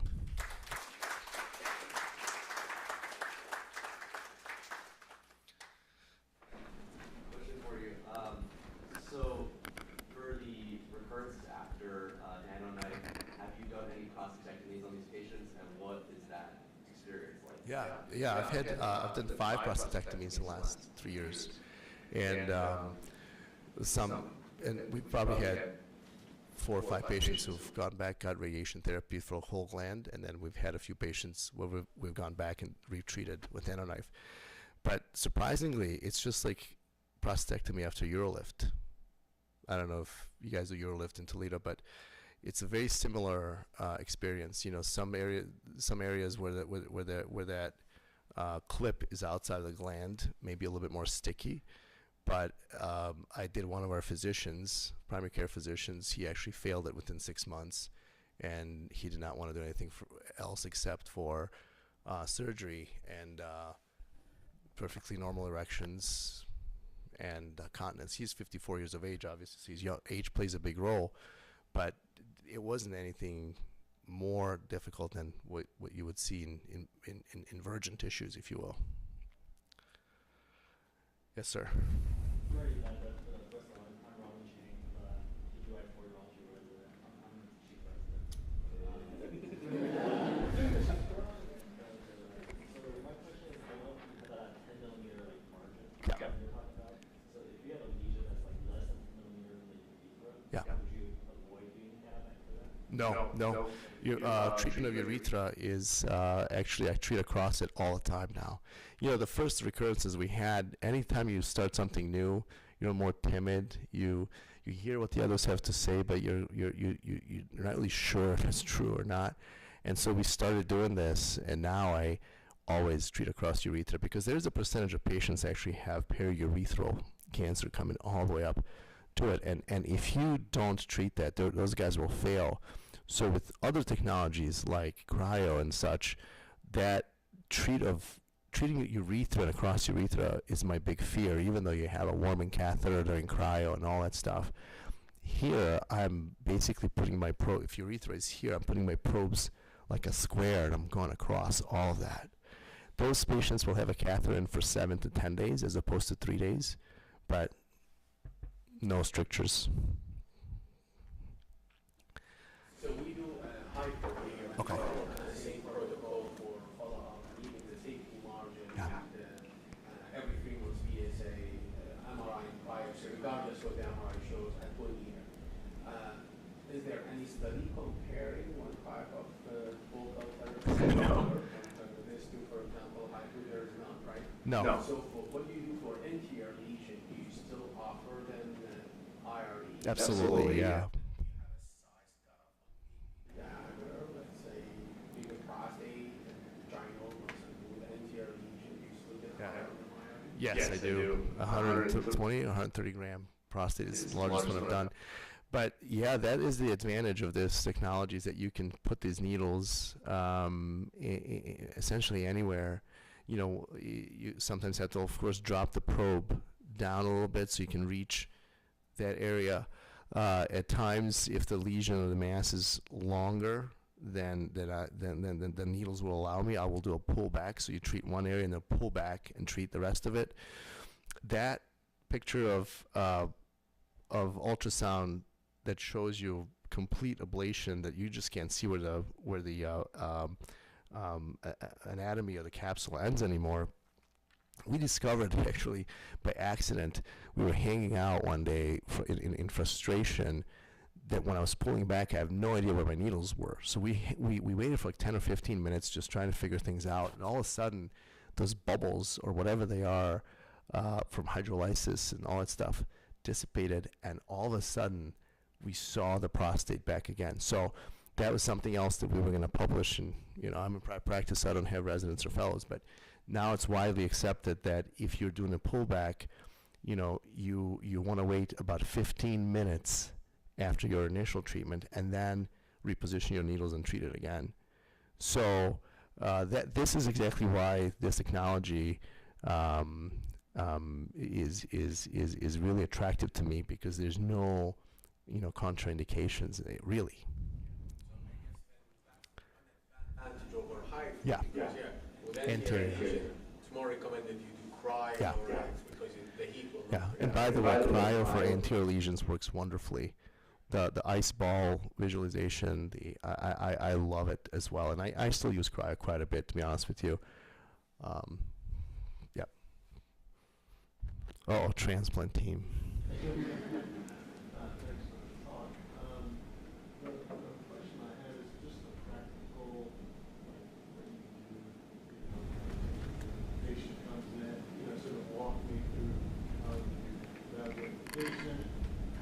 What happens in the OR, how long does it take, how many cases if you look at Yeah. So very briefly, I think when men come in to see me, they're mostly referrals for second opinion, etc. And they've all heard about the standard options of surgery, radiation. We touch upon that, but I spend a lot more time, if the patient is a candidate, on talking about focal therapy, what that means. And I'm very careful not to overstep the bound of promising him, oh, we're going to cure you. This is the greatest thing that's ever happened. That's why I stress that in context of managing your disease, and what's important to you is a 69-year-old guy who's really sexually active at this point. We try to decide what's important to them and how this can play out for the next 10 to 15 years. And then we sign them up. In the OR specifically, it's a 45-minute to an hour ordeal. The treatment itself is only 10 minutes, but I'm extremely anal in regards to needle placement. My partner is faster than me. Nurses always say, oh, it's 35 minutes, 40 minutes. I'm always sort of an hour. But I think that placement of the needle is extremely important. And that's what the whole thing comes. Just like Urolift, I think initially Urolift, oh, you just bang, bang, bang, and it's done. But there's a little bit of finesse to Urolift, I think. I've done like 30 cases in my lifetime, and I've never done a single one since then, as opposed to my partners who've done over 1,000. So I think all of these things that we do have some finesse, and you learn as you'll go along. And so that even with this study, I criticized when we started this, because they were opening up 17 centers, and like there were places like Mayo Clinic has never done one, and then they're going to do N1, and they're going to put that patient on study. You know, are you doing disservice because you don't even have experience of how to position the probes, but yet we're doing study in these patients. This study didn't have centralized radiology or pathology. So even like our practice, private practice, which cannot be compared to Cleveland Clinic pathologist who just does prostate cancer reading all day long, or University of Toledo pathologist, we didn't have centralized pathology either. This is a single-arm, non-randomized study. But you know, I think that lack of data in this country, this is the beginning of things, and I think that you got to start somewhere to push through. And the whole concept of focal therapy, if you don't mind comment, I know you have had some interest in this as well. I think that it should be revisited, and we should really focus getting the right studies done and being able to offer this to our patients in this country. And I think we're there, especially with the MRI imaging, genomic testing we're doing right now. Dr. Pudding, I don't know if you want to comment on this.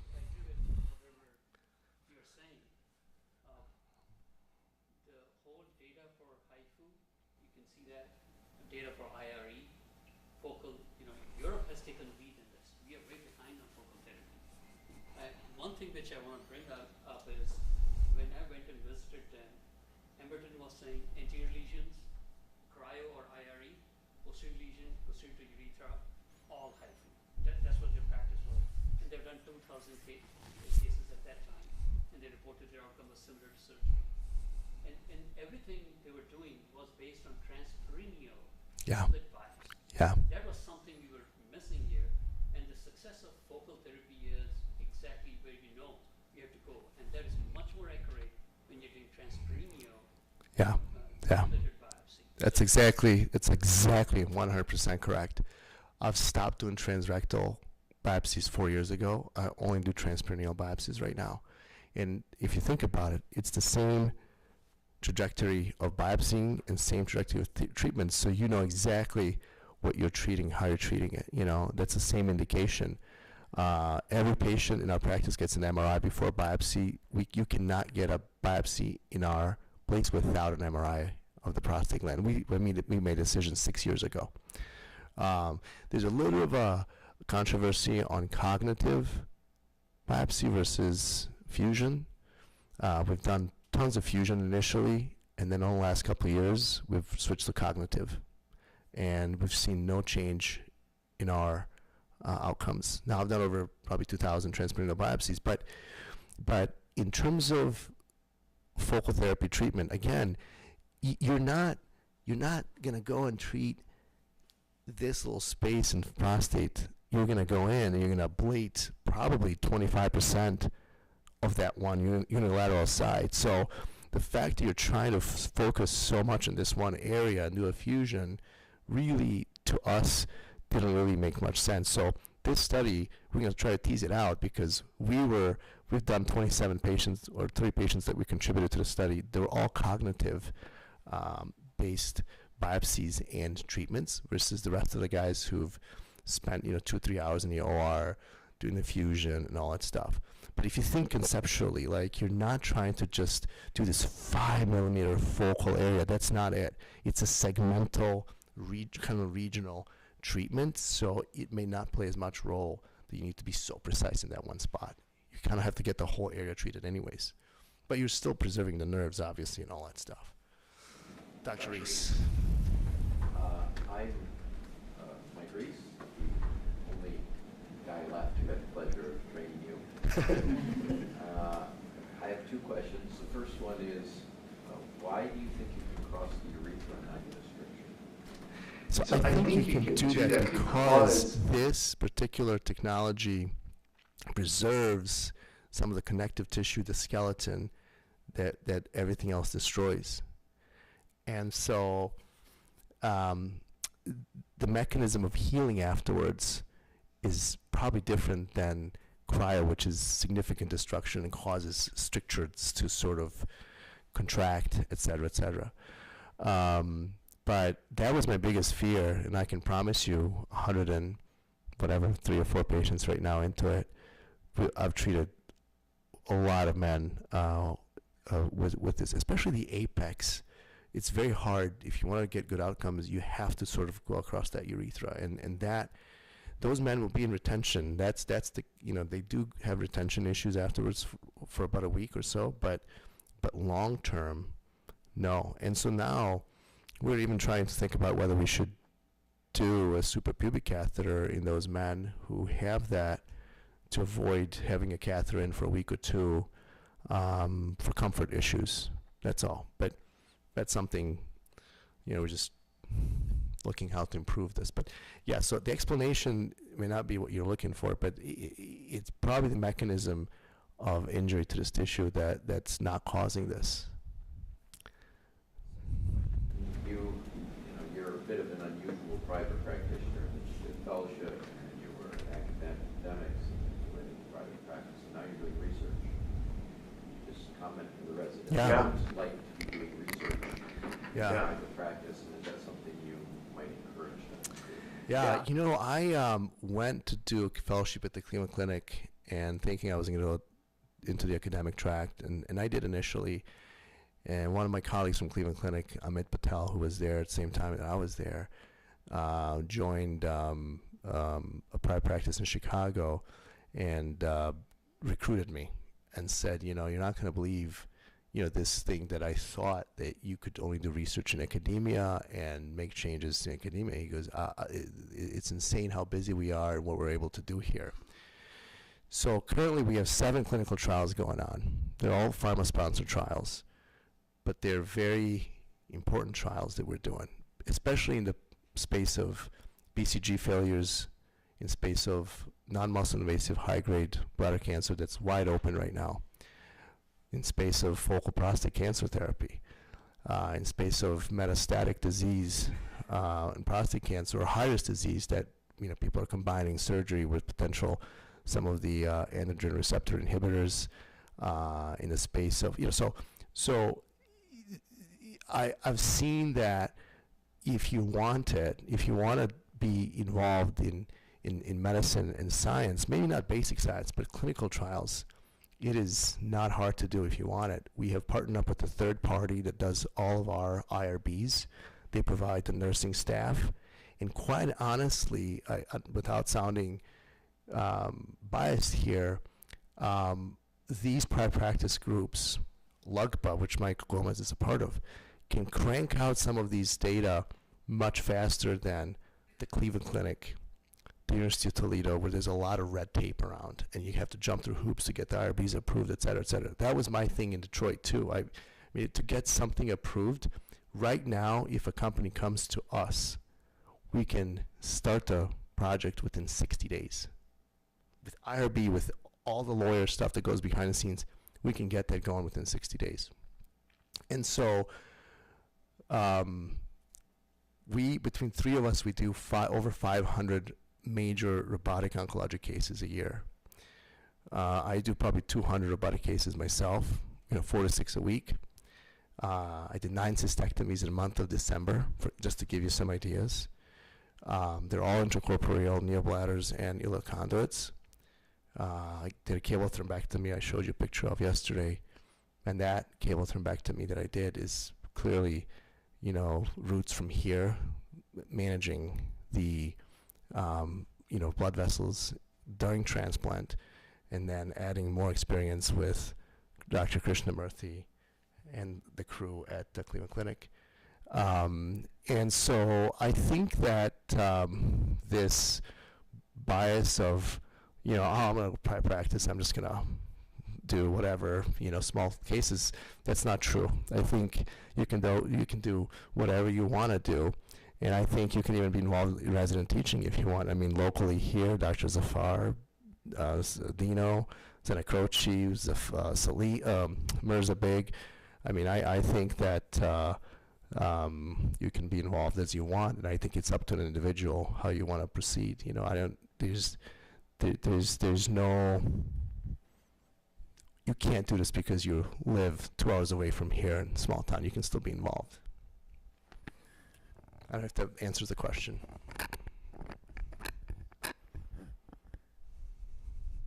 You have a question?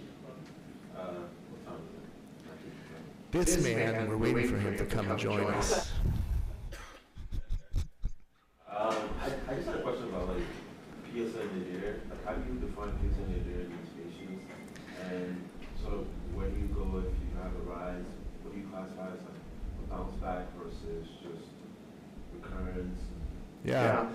hasn't been a very good marker of cancer recurrence in these men. Most of these guys will drop down significantly after the treatment, and then they'll slowly rise again. I think in those men where I see, a fast changing slope of PSA, those guys will re-image sooner and maybe re-biopsy them sooner, just to make sure that it's not the BPH noise in the background that's causing this. But for the most part, there's a 30, 40, 50% change in PSA at least, and that sort of stays for the next 12 months at least that we've had so far. And then I ease off on surveillance after month 12 if they are doing well. Do you do any genomic studies on your biopsies? Yes, we do. We do decipher on everyone, and that's I'm not sure that I recommend it in real world practice, but because we're involved in all these trials right now, the more data we have, the more stuff we can try to tease out. So they'll get the Decipher score. That's been the predominant. We can discuss those, oncotype. We can discuss all that stuff if you want later. But Decipher has really taken off in our last few years in our world, and we've sort of used it quite a bit. And they're all over the, there's 25, 26 studies they've been involved with in radiation therapy. They're involved now in this setting as well, et cetera, et cetera. So we're trying to figure that out in our focal therapy patients. Histologically grade group 2, but Decipher high score, I assume you will not put them through IRE, right? So that's the thing that we're doing. That's the thing we're looking at right now. As you can see, not to take away from this time here, but you can see that even in grade group 1, there's small percent of patients who potentially are bad actors, and then you have grade group, 4, where you may be able to watch those guys even, So this is going to play a role, I think, in how we define focal therapy selection in the future.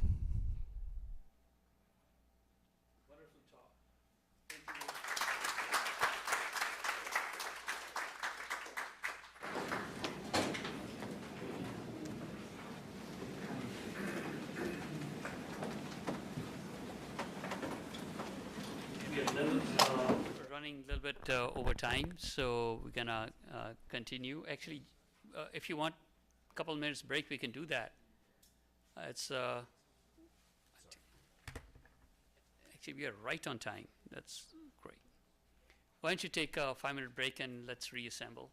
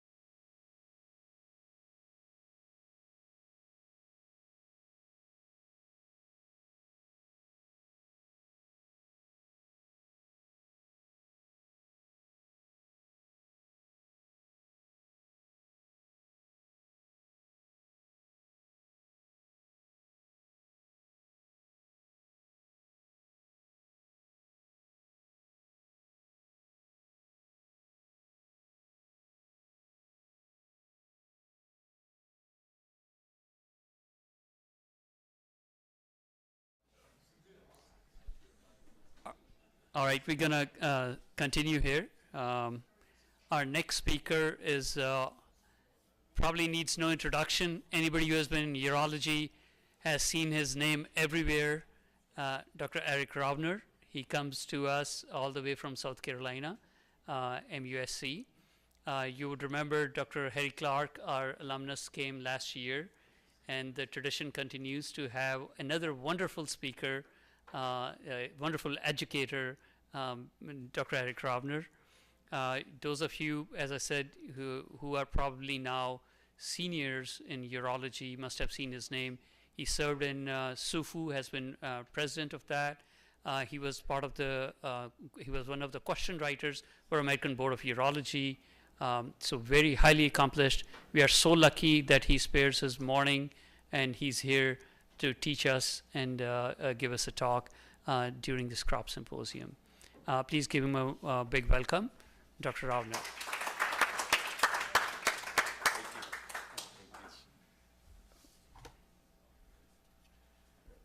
And this is your,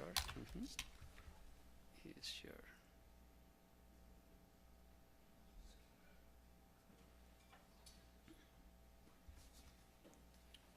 All right, can you guys hear me? Is this, yeah? A little louder. And audience has requested that when you ask a question, either you can come to the microphone because they can't hear questions or answers in the back, so please ask your question. Can you hear me? Yeah? Yeah. Am I coming over? Okay, good. So for the residents, the best thing about me coming here is as an oral examiner for you guys when you take your oral boards. You don't get me anymore because now you know me. So I can't be your oral examiner now. Anyway, greetings from somewhat down I-77 from Ohio in South Carolina. I've been there about 20 years now. It's the longest I've been anywhere, and I'm not leaving ever because I really like it there. Little bit about our place before I get into the talk. It's our 200th anniversary of the founding of the Medical University of South Carolina, originally Medical College of South Carolina. That is the original building. Oops, let's go back. So that's the original building on the left. That is no longer in existence. It was destroyed in the Civil War, or the War of Northern Aggression, as it's termed down there. And that's what we look like today, 200 years later, taking up a fairly large portion of the peninsula in Charleston. So that's sort of a different view of the Medical University, lots of buildings, some research, medical school, nursing school, all sorts of things. It's the 6th oldest medical school in the United States, dates back to 1824. It's the oldest medical school in the South. 6 different colleges, medicine, nursing, etc. It's 800 beds across 3 campuses. The college has now expanded across the state of South Carolina. When I came there 20 years ago, it was only those buildings that you see there. Now we have campuses all over the state of South Carolina. 1,400 faculty, 3,200 students, 900 residents and fellows, $300 million in extramural funding, which is 23rd for public universities across the United States, and $127 million in NIH funding, which is 52nd overall across the United States, public and private. MUSC, as I said, has expanded. Let's see now. This does not have a pointer. The top one. The top one is the pointer. Nope. The top one looks like it just advances.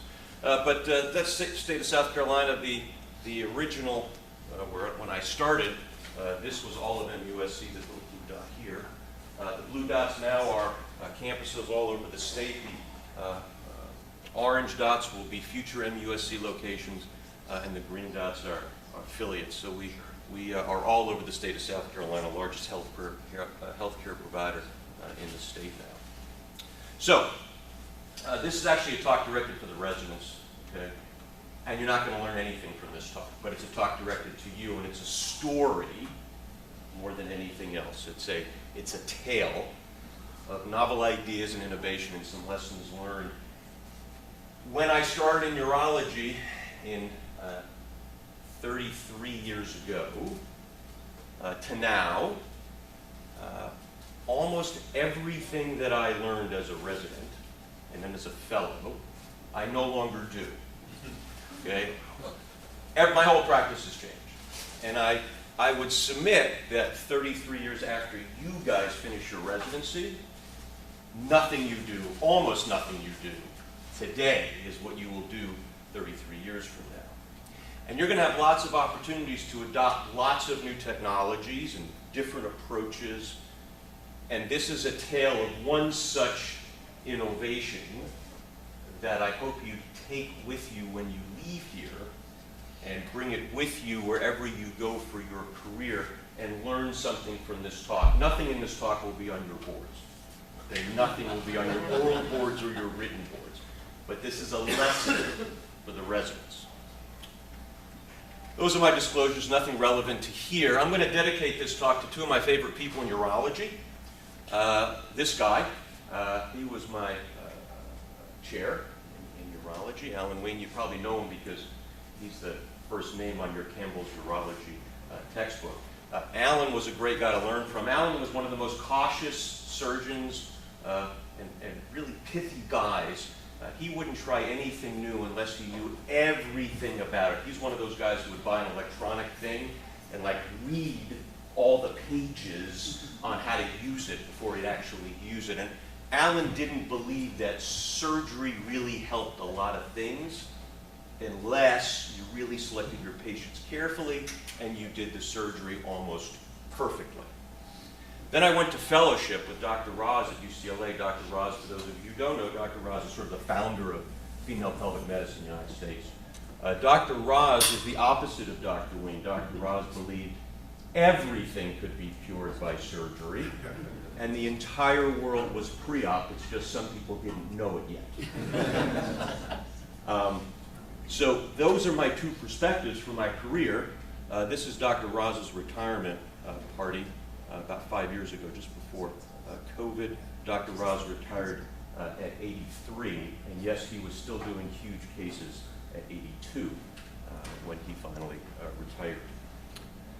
So I'm going to talk to you about mesh. It's a mesh. Mess, mesh, what a mess. Play on words for today. For patients, for the judicial system, for physicians, for the government, and for industry, and for us as practitioners. So how did we get to a mesh mess? So a few years ago, I'm sure all of you are old enough to remember all the advertisements on television and the internet and radio about lawyers and mesh and recruiting patients for these huge lawsuits. And we're going to get there in just a minute. But it took us a long time to get there, and I'm going to take you on that path to how we got here with the mesh mess. So when we counsel women for stress urinary incontinence, we always counsel benefits versus risks. We've done that for 100 years. We all want our patients to be dry, and we want the surgeries that we do to be efficacious and durable, and we want to avoid urinary retention and dyspareunia and urgency incontinence, and we want to avoid complications such as sticking our trocars in bowel or vascular injury and all those terrible things. And you have to remember that when we treat stress incontinence, when you counsel your patients, it's elective. As far as I know in 33 years, nobody's ever died of stress incontinence. So one option for that lady with stress incontinence is to not have anything done. Right? So it's elective. It's not prostate cancer like you just heard. This is purely elective. So what is the perfect surgery for stress incontinence? Well, I'll lay it out for you. It's effective, and it works right away, and it's durable, and it's simple, and it's easy, and anybody can do it, and it's applicable for all types of stress incontinence, leak point pressures, hypermobility, etc. And it's minimally invasive, and if it was perfect, you could do it under local anesthesia in the office, small incisions, rapid recovery, no pain, and have low morbidity and complications. That's the perfect surgery, right? Everybody would agree that's the perfect surgery. And it would be inexpensive. The perfect result from the perfect surgery for stress incontinence is patients dry, no matter how you measure it. They have no new voiding symptoms. They have no residual symptoms. They have no pain. We didn't cost anything. It was really cheap. Patients ecstatic, no matter how you measure it, and there's no complications permanently. Okay, that's the perfect result. So which stress incontinence surgery is perfect? The perfect result? Anybody? Anybody? None. Right? None. None. Why? Why don't we have a perfect result with stress incontinence? Well, I would offer, it's a really simple reason, in stress incontinence surgery and avoiding dysfunction in general, across all reconstruction, across all voiding dysfunction, we don't have a PSA that goes to 0, right? So when you do your prostate cancer surgery and that PSA goes to 0, you cured the patient, didn't you? By and large, right? We don't have that in voiding dysfunction. Urinary tract is not like cheese and fine wine, right? So we fix the patient today, even if we had a perfect surgery, we fix them today. But what happens to that functional urinary tract as the patient ages? What happens? That sphincter muscle gets a little weak, right? Just like the rest of all of your striated muscles, right? We do something to that external sphincter and bladder neck when we do stress incontinence surgery, but a year later, 5 years later, 10 years later, 20 years later, just like all of your other striated muscle, it degenerates, doesn't it? And then that bladder, what happens, what's the natural history of a bladder functioning? It gets overactive when you're filling and storing, and it gets underactive when you're trying to pull it. That's natural history. So the urinary tract sucks, right? It's not like cheese and fine wine. We fix it temporarily in reconstruction, but you're gonna have to come back and do something later, despite what you tell the lady. She's gonna be back in your office at some point. What are our failure rates for stress incontinence surgery? This is cumulative from when I was part of a committee for the ICI. The numbers on the left represent the immediate failure rates, and the numbers on the right represent long-term failure rates. We're terrible, aren't we? Look at our failure rates over time. Up to 90%, right? We don't do very well because the urinary tract sucks, okay? The dustbin of stress incontinence surgery goes a long way. Goes back many, many, many years. There's some gray-haired people in here who've seen some of these surgeries. Kelly plications and Marshall Marchetti Kranzes and needle bladder neck suspensions, Pereira, Stamey, Giddy, Roz, radiofrequency ablation, bulking agents such as collagen, bone anchor slings like the Protogen, that was a disaster, and then synthetic bladder neck slings. We've been through all these and we've thrown them all out. In fact, there's about 150 operations for stress incontinence that have been described over time, and we only do a very few number of them today, one of which is mid-urethral slings using mesh, and I would offer that perhaps, and I'll give you some interesting data on that, maybe mid-urethral slings and mesh are next to go into the dustbin of stress incontinence surgery. So why did mesh come into use? We've got all these other options for stress incontinence surgery. Why did we start using mesh in the late 1990s and in the United States, the early 2000s, mid-2000s, late 2000s? Why did mesh get so popular so fast? Well, stress incontinence surgery historically wasn't very good. The durability wasn't very good. It took a long time in the operating room to do a Birch or a Marshall Marchetti. For those operations that didn't take a very long time, they didn't work very well. That is, the needle bladder neck suspensions such as the Roz and Giddis and Pereira. And the morbidity of some of these operations were pretty high. Patients would be in the hospital 2 or 3 days. They'd have infection, voiding dysfunction, all sorts of problems. And pelvic organ prolapse surgery was even worse. In fact, I would submit today we're still no better than we were 30 years ago. Pelvic organ prolapse surgery is technically complicated. In years past, it was done primarily by gynecologists. Durability wasn't very good. The prolapse would recur over time. Long time in the OR, long convalescence for some of these pelvic organ prolapse surgeries, and morbidity was high. The idea was that mesh would fix some of these problems. And polypropylene mesh, even when I was a resident, was used all the time for hernia repairs. It seemed pretty safe and it worked pretty well for a lot of different applications in the human body, including hernia. And in fact, in the 70s and 80s, there were lots of publications about using mesh sort of here and there for some prolapse cases and maybe for some applications for stress incontinence. So there was a hint that maybe it would work in the lower urinary tract. And as compared to traditional surgeries that we did for stress incontinence and prolapse, mesh might offer some advantages in being a little bit faster, less technically complicated. More surgeons could do them, more patients could get treated, everybody would be happy. Maybe the outcomes would be better, maybe a lower morbidity. It would certainly be cheaper because the OR time would be shorter and the materials would be less. and may be more durable. Because remember, when an archaeologist digs that patient up 10,000 years from now after you did a mid-urethral sling, the only thing left is going to be the mid-urethral sling.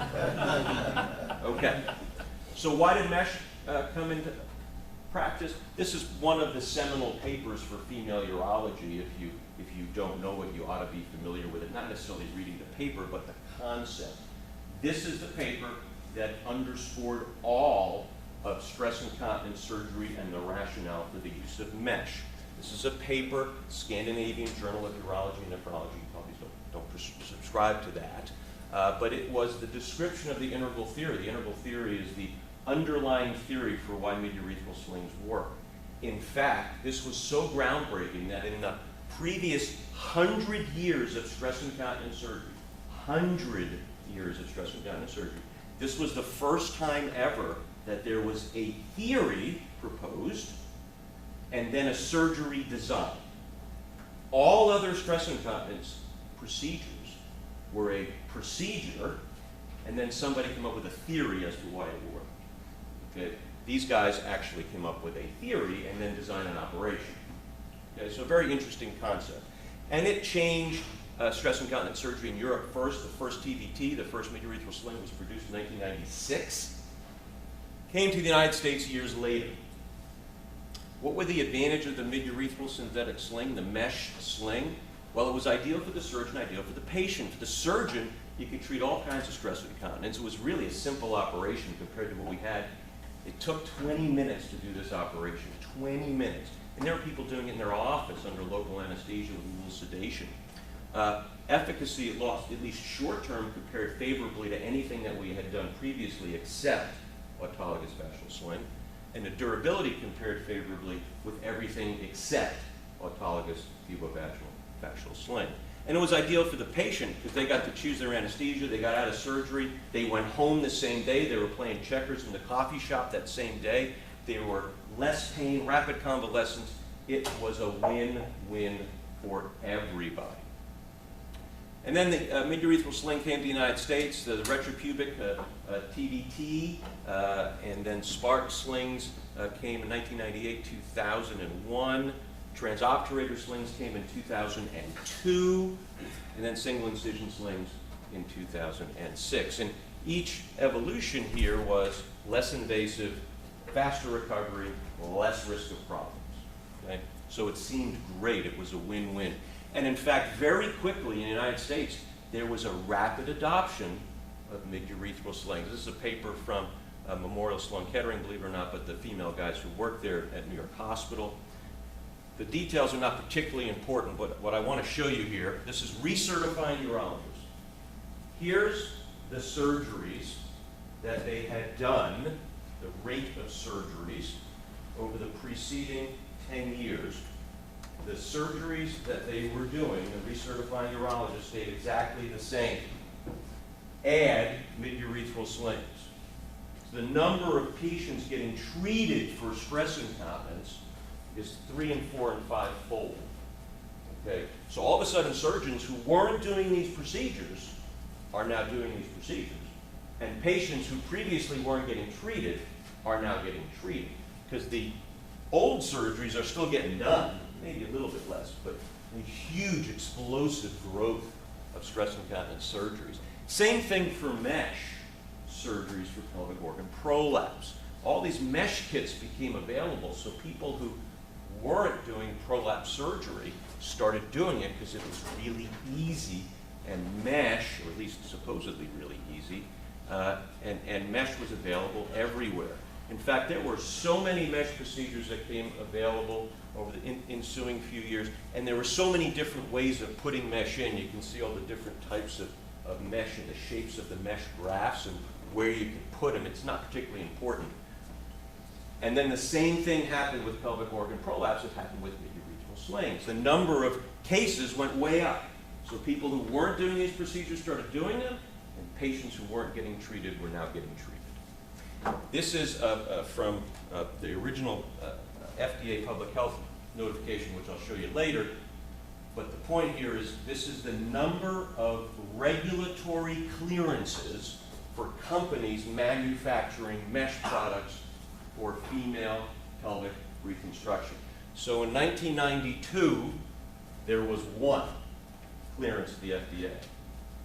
Look at what happens as, so right here is where it got, where TBT is starting to be used in Europe, okay? And here's when it comes to the United States. This is new clearances every year. That's FDA approving mesh products every year.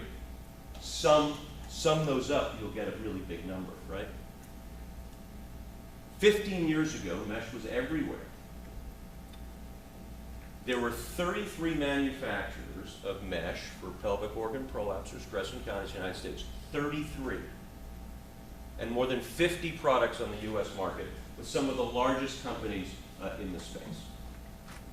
It was so good, and this is like the heart of my practice, right? I was out to dinner in New York City at a meeting with Vic Nitti, Roger Domikowski, Chris Winters, and we're sitting at dinner and talking about whatever. I get up to go to the bathroom, okay? And I pass that on somebody else's table. It was so good that wine was being made. Wine was being called mesh, okay? It was great. But then there were some cracks.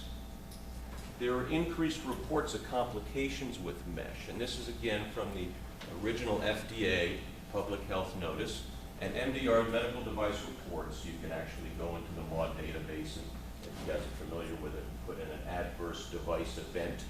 And this was the number of device events related to mesh in 2008, 2009, 2010, so about 1,500 over 3 years. And if you're familiar with the MAUD database, it's not easy to put in an MDR in the MAUD database. It's like 40 pages of government red tape to put it in. But 1,500 people felt strong enough to put it in, okay? This is the tip of the iceberg. And in fact, Dr. Roz's group at UCLA, I was long graduated at this point, came up with a thought. And his thought was, he at that point, late 2000s, had seen about 500 mesh complications in his practice, okay? 500 in his practice. And I just showed you the total report was 1,500 reports. So he hypothesized that, wait a second, this may just be the tip of the iceberg, because it can't possibly be true that 1/3 of all the mesh complications in the United States were at UCLA, right? They have to be somewhere. They're just not being reported. What are the complications? Erosion of mesh, pain, chronic pain, infection, bleeding, dyspareunia, organ perforation, recurrent urinary tract infections, pretty terrible things, vaginal scarring, dyspareunia, etc. What does it look like? This is a midurethral sling exposure. These are getting less and less now, but you'll see them, and you ought to be able to diagnose them. If you don't look, you'll never find them. So when a woman comes to see you with dyspareunia or voiding dysfunction or pain after a sling, you got to examine them. You got to stick your fingers down there. You got to look, because you might find stuff like this, which is a mesh erosion, or you might find this one. It's kind of hard to see because I'm not a very good photographer, but all this is all mesh exposed on her anterior vaginal wall from a prior mesh procedure. This is a lady who has 2 fistulas here and here from a mesh procedure. This is erosion into the urinary tract, so when these folks who've had mesh show up in your office and they've had recurrent infections or hematuria, and this is kind of a board question, so I lied earlier that I'm not showing you any board question. So if somebody shows up in your office with recurrent UTIs and hematuria after a sling, look in their bladder, cyst is the right thing to do. You might not find something, but you might find something also. There were so many mesh complications that a new terminology came out about mesh. All this terminology, not important for today, and then because reconstruction people feel like we're the dirty stepchild in urology, like the cancer guys have TMN, right? We don't have that in reconstruction, so we made one up, okay? And this is sort of our description of mesh complications. It's sort of our version of TMN. Again, not particularly important. The point is this is a burgeoning field, okay? In fact, that burgeoning field got a term from Philippe Zimmerman at UT Southwestern. He called it meshology. Now, what does that mean? Well, people were putting in mesh, but there was no real description on how to take it back out, right? We had to make that up. We had to figure out how to do that and what the complications were, because this stuff often is not very easy to get out. It's stuck to stuff. It's stuck to ureters and bladders, vaginas, and it's hard to get out, especially the deep mesh in the pelvis. So we came up with a field of how to remove this stuff. Complications happen when we remove it, and we had a pretty large series at our place, and one of my fellows at the time noticed that there was really nobody had actually classified the complications of removing mesh previously. So they went back through all of my mesh digs at the time, and we used the Clavian-Dindo complication classification system. I'm not a very good surgeon. I have complications when I operate. You know there's only two types of surgeons who don't have complications? You guys know that? You know the two types of surgeons who don't have complications? Don't operate. No, well, then they're not surgeons, right? There's two types of surgeons who operate who operate or operate who don't have complications. They either lie or they're dead. Okay, that's it. Okay. So I have complications. So this, looking back at all 200 and something cases, I had lots of complications removing mesh. And again, this is an evolving field. I didn't know how to remove mesh. Nobody taught me how to remove mesh.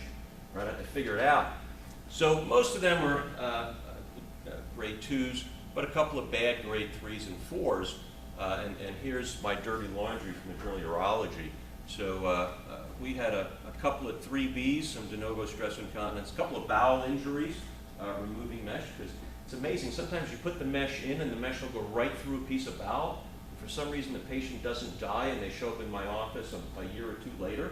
And when I go back in to take it out, then I caused the bowel injury with the mesh going through the bowel. I don't know how they didn't die the first time, but they didn't. And then a couple of cerebral injuries, and then probably my worst complication was somebody actually managed to put a trocar through the iliac vein, and I didn't know it at the time. The patient didn't die.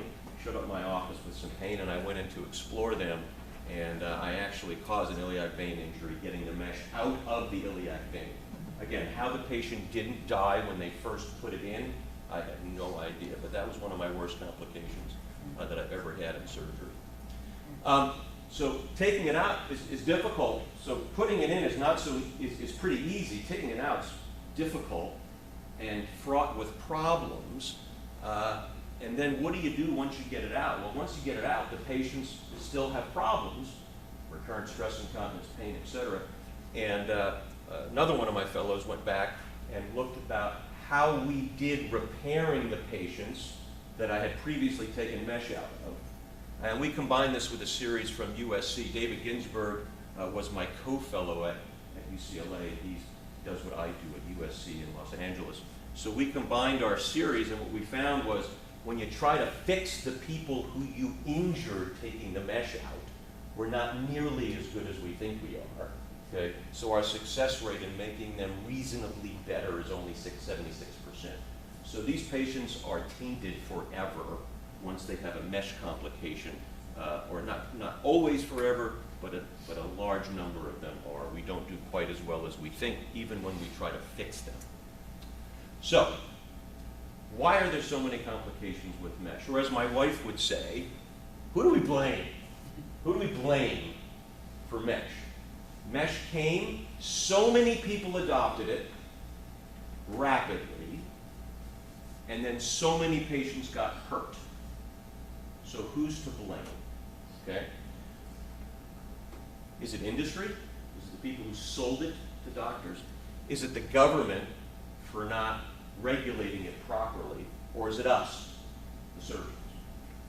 So why industry? Well, back in those days, the rep would walk into your office, say, I got this new mesh product, want to try it?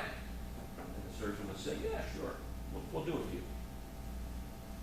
maybe they would go to a one-day sponsored course somewhere in Illinois or Texas and learn how to put in a piece of mesh, even though they had no training in residency and had never done the case before. They did a one-day course, and they would go start putting mesh in. Or is it the government? You probably don't know how these products are regulated. It's not particularly important, but there's something called a 510K process. A 510K process means that a manufacturer, to bring a product to market, only has to show something called substantial equivalence with something that's already there. So these mesh products, their substantial equivalent was the mesh that people used for hernia repair. The mesh hadn't really been used a lot in the urinary tract, but the FDA gave approval for use of this mesh in the urinary tract, even though it had only been used for hernia. In other words, you didn't have to do a bunch of cases, show it to the FDA, and the FDA approves it. The FDA just said, sure, go ahead, put it in the urinary tract. You didn't have to do pre-market studies like with so many other drugs or interventions that we use in urology. They just sort of gave it a rubber stamp. And we could argue, well, if they had actually done the pre-market studies, would they have seen these complications and regulated mesh a little bit better?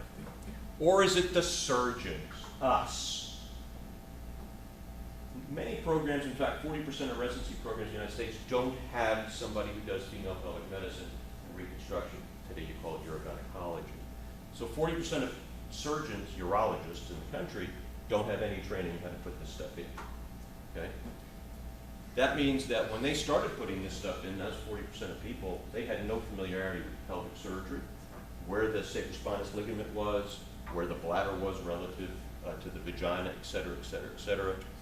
They didn't know how to select patients for this surgery, and they didn't know how to deal with the complications once they happened. So is it the surgeons? Or is it the mesh? Is mesh the problem? Okay? I'm going to show you $8 billion in litigation. That would lead you to believe that it's the mesh.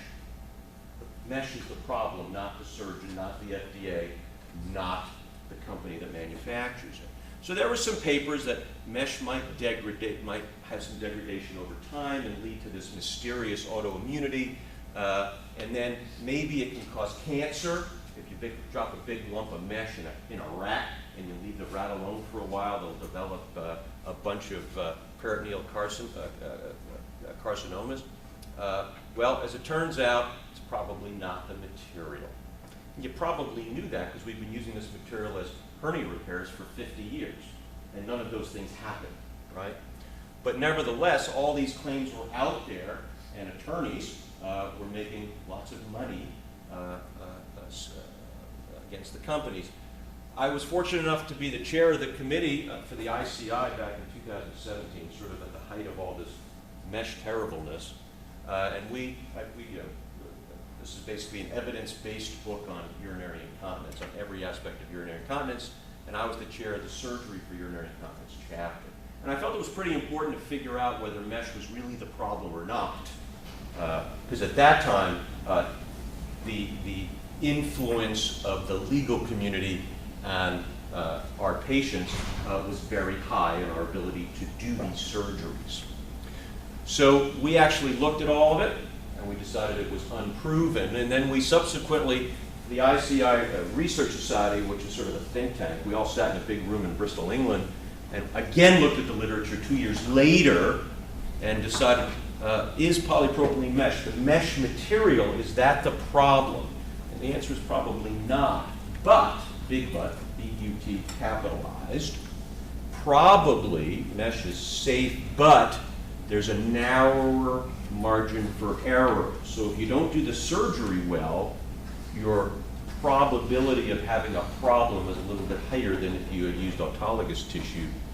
And furthermore, midurethral slings are the most scrutinized surgery in pelvic medicine of all time. More surgeries, more papers, more reviews than any other surgery in the history of pelvic medicine. So it's highly scrutinized and a narrower margin of error. That's probably the take-home point. So then, it's not the material, is it the surgeon? Is it us? Are we at fault for creating this?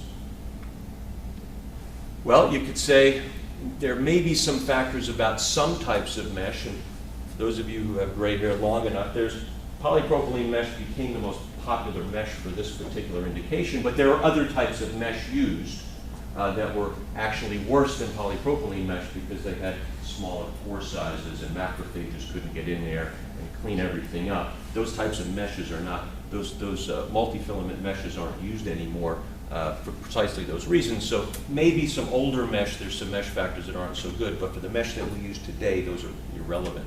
There's some patient factors in some studies that suggest those who are older or diabetic, who smoke or have had multiple cryosurgeries, are more likely to have complications from mesh.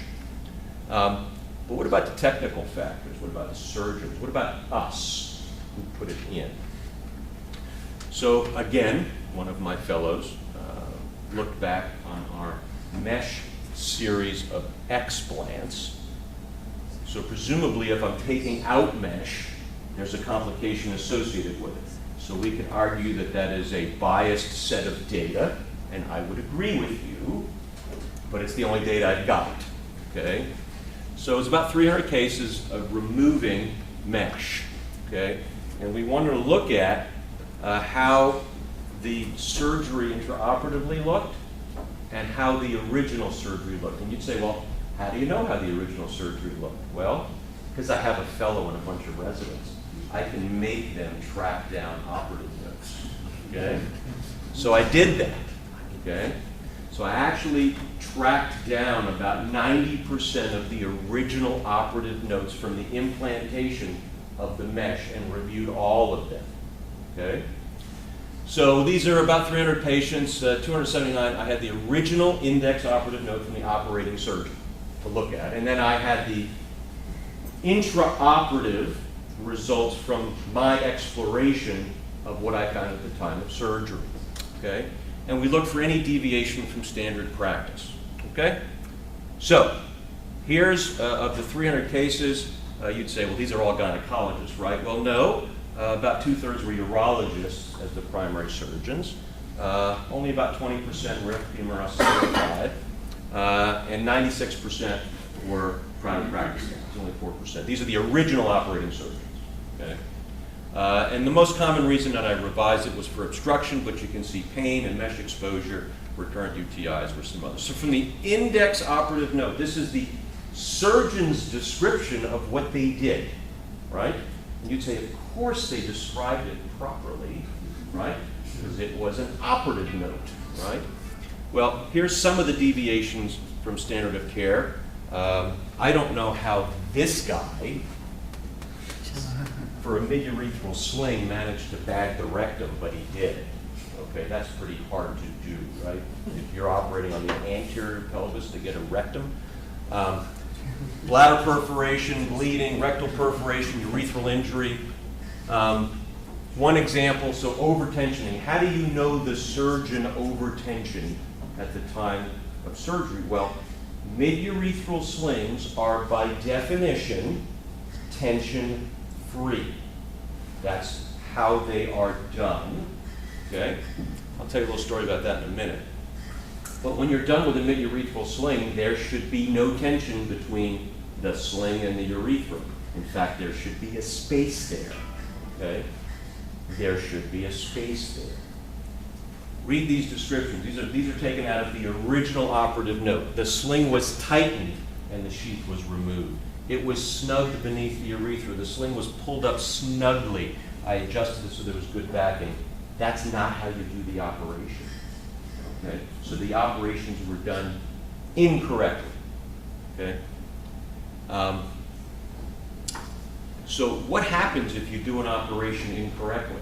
Are you at more risk for having a problem? Well, if you had a bladder injury during the mid-urethral sling, and that was again from the original operative note, not from me, that's the original operative note, your risk of having a bladder mesh erosion was 81%, okay, versus 9.2% if you didn't have a bladder perforation as described by the original surgeon. So yeah, if you perforate the bladder, you're at risk for problems. What about if you overtension? If your description overtensioning Well, then you had a 57% chance versus a 7% chance of having that mesh erode into the urethra. And what if you put the sling in the wrong place? You described putting the sling in the wrong place, like at the bladder neck, okay? Your risk of bladder erosion was 62% versus 4%. Okay, so if you do it wrong, you're going to have complications. And all of the urethral injuries had mesh erosion. What are you supposed to do? Here's another board question. Residents, if you have a urethral injury during a mid-urethral sling placement, what's your next step? Avoid. Abort. Correct. All right. So these are the reoperative findings. This is now, forget the operative notes. Now these are my findings at the time of surgery, okay? Sling in the wrong place, 65% of the time. Too deep, 31% of the time. Overtension, what do I mean by over? How do I know it was overtension? Because when I cut the sling, the two ends split apart by a couple of centimeters. That's too tight, right? So almost 70% of my re-explorations showed technically suboptimal original surgery, okay? Did the same analysis for pelvic organ prolapse. I'm going to move along, but it's the same conclusion. So, and I would offer that, since I'm looking at their operative notes and some of them didn't even know how to describe the operation correctly, that it's an underestimation of poor surgical technique, okay? Because some people just have a template for their operative notes, right? They just click a button in Epic and it populates their operative note. So I would say what I saw was an underestimation on how these surgeries were done. And there's obviously lacking some anatomic detail in some of these notes, and maybe some surgeons, maybe they did have a bladder perforation and didn't notice it, which of course happens, right? So that's an underestimation as well. So the key take-home point from looking at all of my mesh disasters is that operative re-exploration reveals that the original surgery probably isn't done very well in some of these folks, that surgical technique is critically important. It's another take-home point for you guys. And proper surgical training and adherence to surgical principles is paramount. Remember that margin of error is probably a little bit smaller with mid-urethral mesh. So what did the FDA do? So we have this mountain of complications occurring in the tens of thousands across the United States. What did the FDA do? Well, the first 510 clearance for vaginal meshes I showed you several slides ago was 1992. Okay? The first public health notification regarding mesh was in 2008, and that was for both mid-urethral slings and pelvic organ prolapse. 2011 was the second public health notice, which was just for pelvic organ prolapse mesh. In 2012, the FDA told all manufacturers that if you want to bring any new product for mesh to the market, now you have to do pre-market studies. We're not going to put you through the 510K pathway. Now you actually have to put several hundred patients through, and then maybe we'll consider approving your mesh. So they changed it. 2016, POP mesh, pelvic organ prolapse mesh, was reclassified to class 3. Not important what that is, other than it means it's potentially dangerous to humans. So you have to have some other regulatory things on top of that. And then finally, in 2019, all pelvic organ prolapse mesh was taken off the market. And today, 5 years later, there is still no FDA-approved pelvic organ prolapse mesh available in the United States. So what did that do? What did those FDA actions do? Industry, patients, medical, legally, physicians, government. It was like a nuclear explosion in our world of female pelvic reconstruction. It changed our world, okay? So from an industry perspective, Bard, J&J, Cook, 3 of the largest companies that were manufacturing mesh, stopped. AMS, American Medical Systems, which was a $4 billion company, was sold and then went bankrupt, basically just because of mesh litigation. The mid-urethral slings are still available today in 2024, but there's only a few manufacturers left. Remember I showed you there were more than 50. Now there's only a few. pelvic organ prolapse mesh no longer available, and there's only 2 companies with single incision slings. So we went from 50 to just a handful because of FDA regulations. From a patient perspective, there are patients now who get denied insurance coverage if you're going to put mesh in. If you try to get pre-approved for a medial-reachable sling in some states with some insurers, they won't let you put it in. Okay? So from a patient perspective, that's somewhat a problem. This is an interesting offshoot of the mesh business. So now there are venture capital companies that fund patients to get their mesh removed in exchange for a portion of the legal settlement. Okay? So you call American Medical Concierge, if you don't have insurance, they will find a provider, they will pay for your explantation and your hospitalization and all of your care in exchange for a percentage of the legal settlement once you initiate legal action. It's a cottage industry. Okay? Attorney generals in several states have initiated legal action against the remaining mesh manufacturers. The state of Washington, the state of California, the state of Kentucky, and the state of Mississippi have all initiated actions. Around the globe, about 10 years ago, Scotland banned mesh. New Zealand and Australia banned mesh. And now the entire UK you're not allowed to use mesh in any part of the UK because NICE, their national health insurance, won't pay for it. What about medical legally? Okay. You've seen these on the internet and TV and radio. Well, what's happened over the past few years? This was the first mesh settlement. This was in 2012, $5.5 million for one patient. It has grown now to be probably the largest plaintiff litigation ever. Larger than breast implants, which was $4.2 billion, the Dalcon Shield, which was $3 billion, Fen-Phen, which was $3.75 billion. There's thousands of individual cases still pending across the United States. And then there was something called multi-district litigation, which is now over. It finally closed a couple of years ago.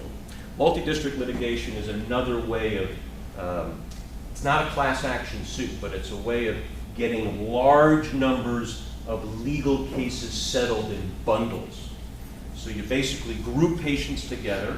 The attorney goes to court with hundreds of cases at the same time, and they basically try hundreds of cases at the same time, and then individual payouts. This was going on for 8 years in West Virginia, a very plaintiff-friendly state. There are 108,000 cases initially. There's about 2,600 cases left. Here are some of the settlements through MDL. AMS, $2.6 billion. Bard, $200 million. Boston Scientific, $457 million. J&J, $120 million.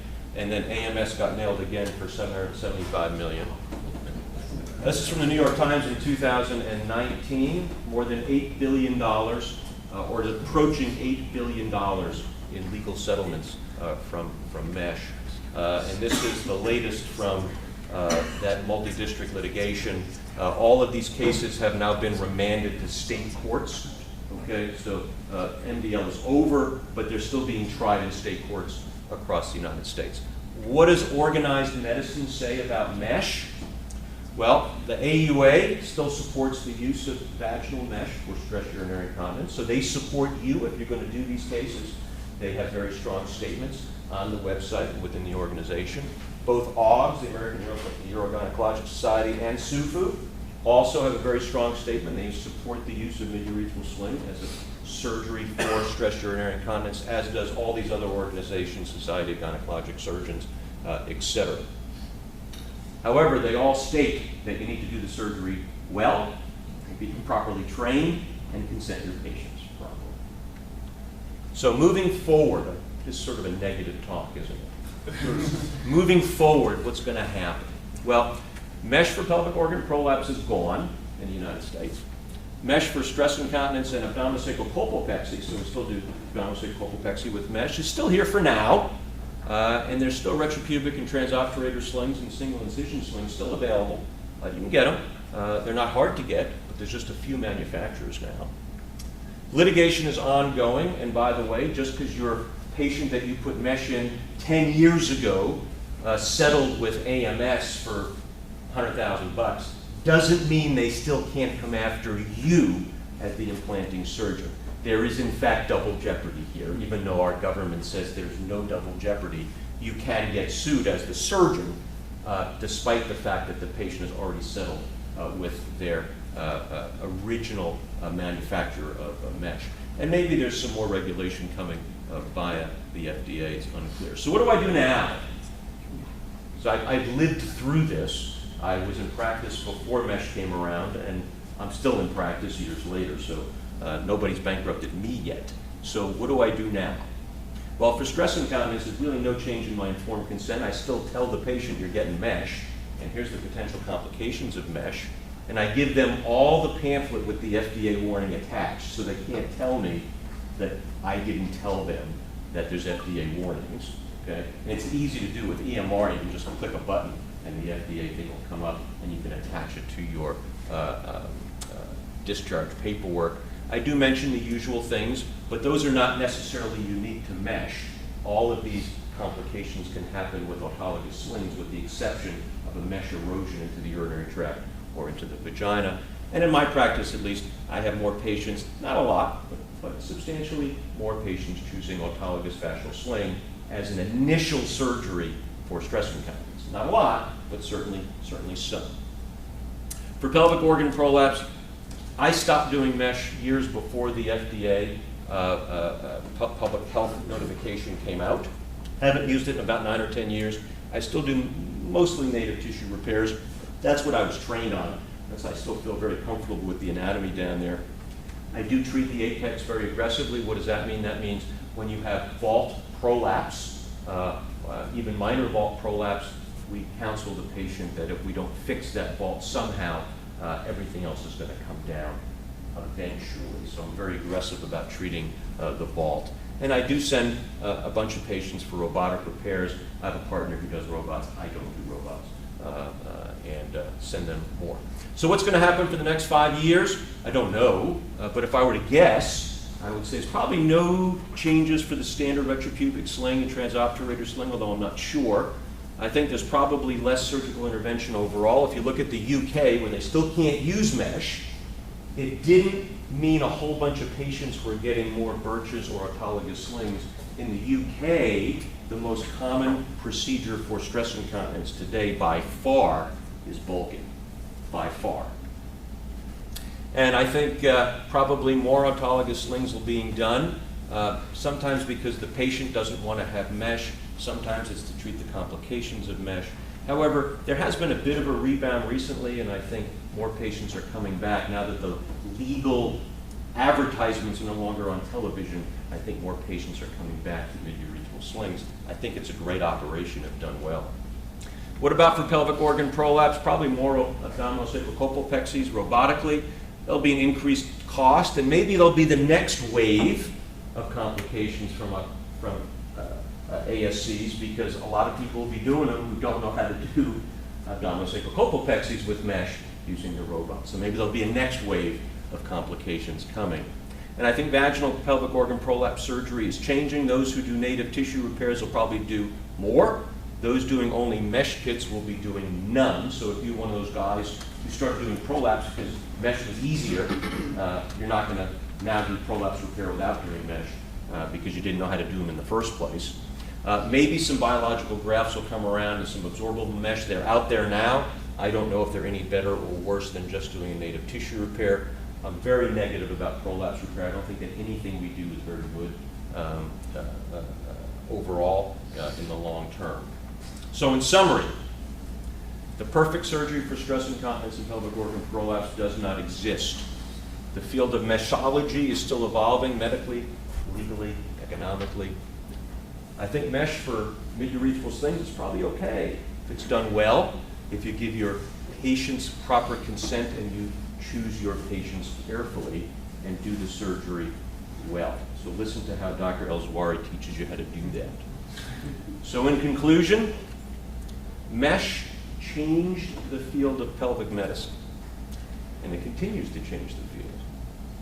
It's evolving for physicians, for patients, for payers, for the government, for the judiciary. It's a cautionary tale about novel ideas and rapid innovation and rapid adoption. Did I just hear somebody say, like, you mean like the robot? Thank you.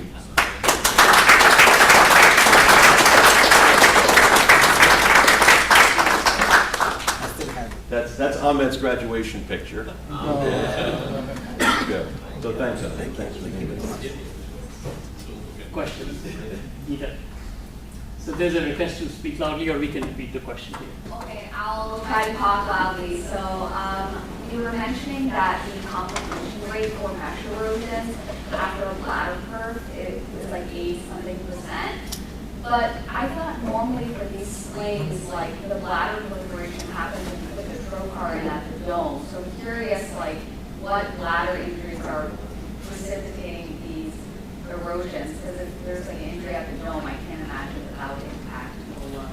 You are 100% correct.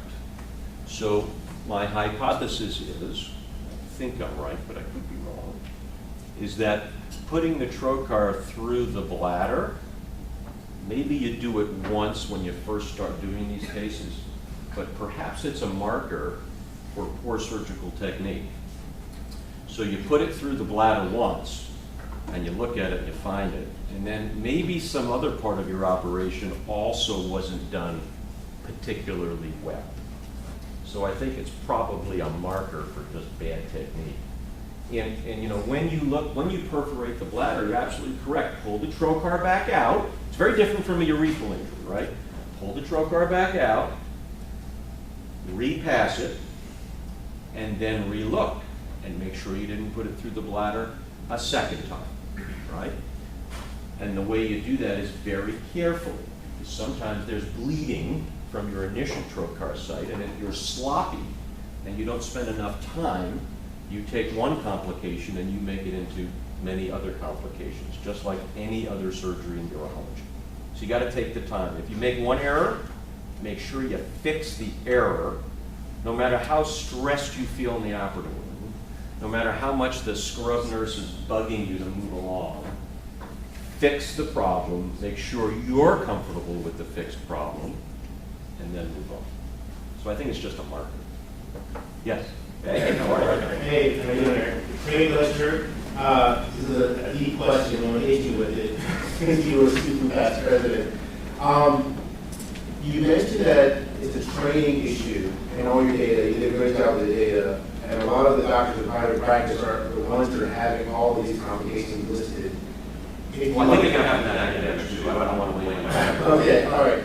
If you look at residency training, the number of cases needed to graduate in females, only 15 female cases. So I would say that as, you know, academic urologists, we're probably not training them effectively if the number is set so low for 15, and then they go out to practice, and then they have all of these complications.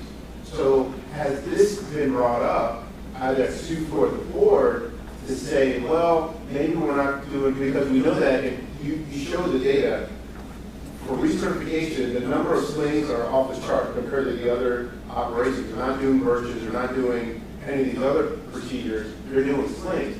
But if it's only 15 cases is the minimum requirement, how do we know that we're actually effectively training residents to actually do these operations and therefore reduce or, you know, the number of complications in the community? Great question. So I'm going to answer it. I'll dance around the answer, but I'll try to answer it. So I sit on the RRC now, okay, which has been a tremendous learning experience, having to sit on the Urology RRC, the Residency Review Committee. So the Residency Review Committee, raised at GME, actually reviews all the urology residencies around the country once a year, and we give citations, which is Ahmed's torture when we do citations. But one of the things that we have to decide is the minimum number of cases for competence for a program per resident, right? And that's a very hard number to come up with. Why? because I don't know any of the residents here, but I'm gonna point. Maybe you can learn how to do a mid-urethral sling having seen it 3 times, because you're a really good surgeon, but maybe you need 50 of them to learn how to do it, okay? And that's the central problem. But that's the central problem in residency training, right? You've been training residents for a long time, right? Some residents can learn how to do a case the 3rd time, maybe the 2nd time. And some, when you're doing it the 25th time, they still don't get the right plane to dissect. They can't move on surgically. So that's a resident education problem, but I would even offer it's the chair's problem at the end of residency to declare each of these guys competent to do all of the cases that the American Board of Urology says they can do, right? Because he has to sign off on it, right?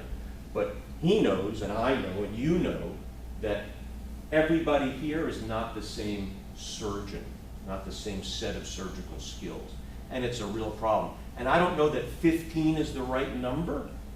It's a number that actually is derived from the 5th and 10th percentile of the number of cases done across the country for all of those cases.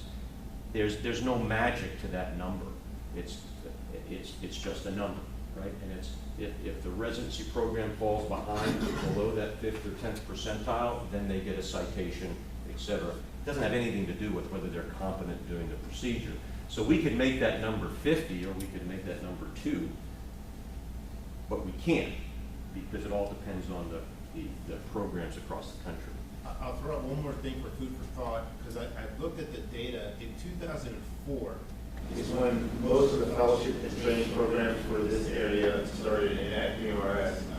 If you were one, the certification, if you mean. But then also robotics took off at the same time. You showed a robot at the end. The number of robotic cases that residents have done from 2004 to 2024 has exponentially gone up. Residents are graduating with maybe 200, 150 robotic cases. The number of female cases is still 15 to 30. So there was much stronger of an adoption in robotic surgery than there was in pelvic floor surgery. But we know when they go out and practice, they do more pelvic floor surgery than robotic oncology. And that's the ABU data, from recertification. Yeah, sure.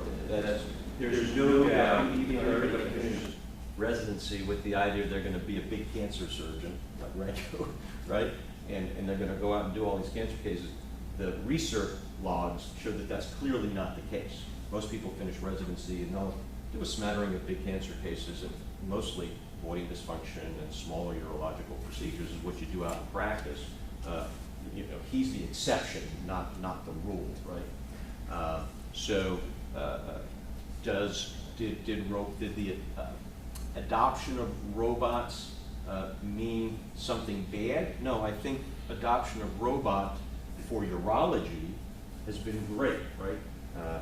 These guys do 300 robot cases as residents, and there are clear advantages from a patient perspective and from a surgeon perspective for doing robotic surgeries well, for both cost, recovery, convalescence, et cetera. So I think that those are 2 very different things, female urology and robots. Robots were adopted because it's clearly been an improvement in patient care. Whether or not continence rates and positive margin rates for prostate cancer has changed with the robot, I don't know. But clearly patients recover faster than from when I did radical prostatectomies and we had a big incision, patients being in the hospital for a week, right? So things have clearly changed. In female urology, we thought we had that with mid-urethral slings, didn't we? Because you're old enough to remember doing surgeries before mid-urethral slings. And they took a long time and the patients had a long convalescence. Well, it didn't turn out to be that way, because if you do the mid-urethral sling poorly, you wind up with this.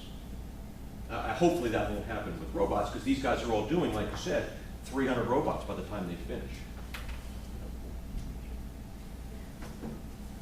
Okay.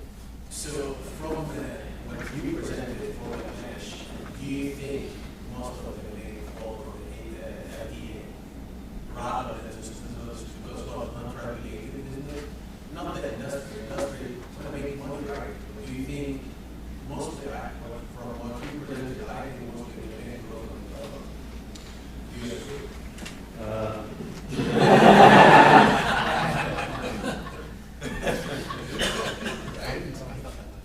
I think that the government could have done a better job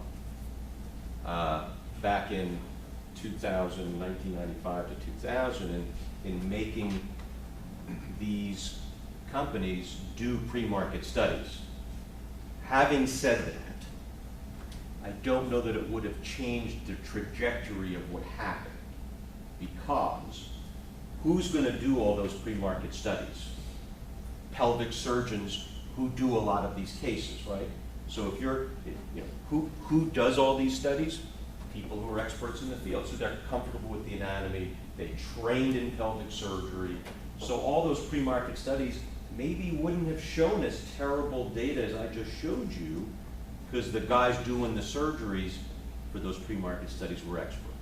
The problem was, once these got approved, people were doing them who shouldn't have been doing them, or at least weren't properly trained in these cases. So their patient selection, although I didn't show you any of that data, patient selection was probably poor, technique was probably poor, and recognition of complications intra-op and post-op poor. So I think, unfortunately, I hate to say it, but I think we're to blame. It's our judgment as surgeons to recognize, what's the Dirty Harry movie, about recognizing your limitations, right? We need to know our limitations. We're not great at everything. And if we're not well trained in it, we're never going to be great at it. Yeah. I want to thank you for a very good presentation that betrays your experience. But more important, I think as surgeons, we forget the basic principle that we learned here. Dream and none of care. First, do no harm. I think we've forgotten the ethics of surgery. It is about doing the quick surgery, clicking the box. And that is why we fall in the trap of industry. Industry doesn't take a oath for humanity. So I agree with you 100% that the people who should be booked are first us. We are the ones, the custodians of humanity. And I want to thank you. Leave all the speakers. Because for some of us coming out of the boondocks and from the garages, it is considerable. Thank you all.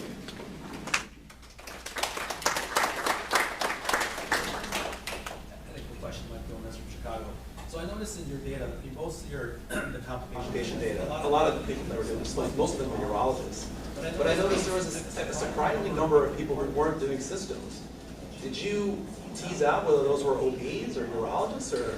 No, we didn't, but the AUA guidelines, another board exam question, right? AUA guidelines say you have to do a cystoscopy at the time of pelvic prolapse and incontinence surgery. So I think in urology, I think, and this is my own personal bias, I think you'd probably be hard pressed to find a urologist who wouldn't do a cystoscopy at the time of this. Gynecologists can be somewhat handcuffed, and I am not going to make an excuse for gynecologists. They provide plenty of business for us as urologists, but I'm not going to make an excuse, but a lot of gynecologists can't get cysto privileges in their hospital. So they can do the sling, but they can't do a cysto. So for them to do a cysto, they have to call a urologist in their hospital to do a cysto. So I'm not making an excuse for them, because I would say, well, maybe then they shouldn't do the surgery if they can't do a cysto. But that may be a confounding problem. And then where are you fitting bulkins now in your So patients who don't want or can't get stress incontinence surgery, and I do in the office. Yeah. So based on the data you showed, it seems like the autologous fascial systems have much lower complication rates compared to the intermucosal systems. No, it's pretty much the same. You don't have the erosion, right? Right, so you don't have erosions. By and large, you don't have a lot of dyspareunia because there's no mesh eroding to the vagina. But other complications, obstruction, organ injury, bleeding, etc., can happen with either of these types of surgeries. And when you take the data out to 5, 10, 15 years, the longest data we have in stress incontinence is about 15 years, looks like the efficacy rate for the two procedures are about the same. Okay? Just remember that archaeologists dig you up 10,000 years from now. The only thing you're going to find is mesh. Yeah. These were questions, but I think I'm going to turn them into comments because I think you answered all of them.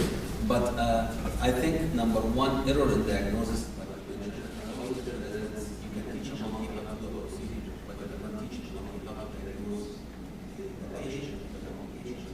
And I remember we had a patient who had a fistula, and she came and she had 2 cysts.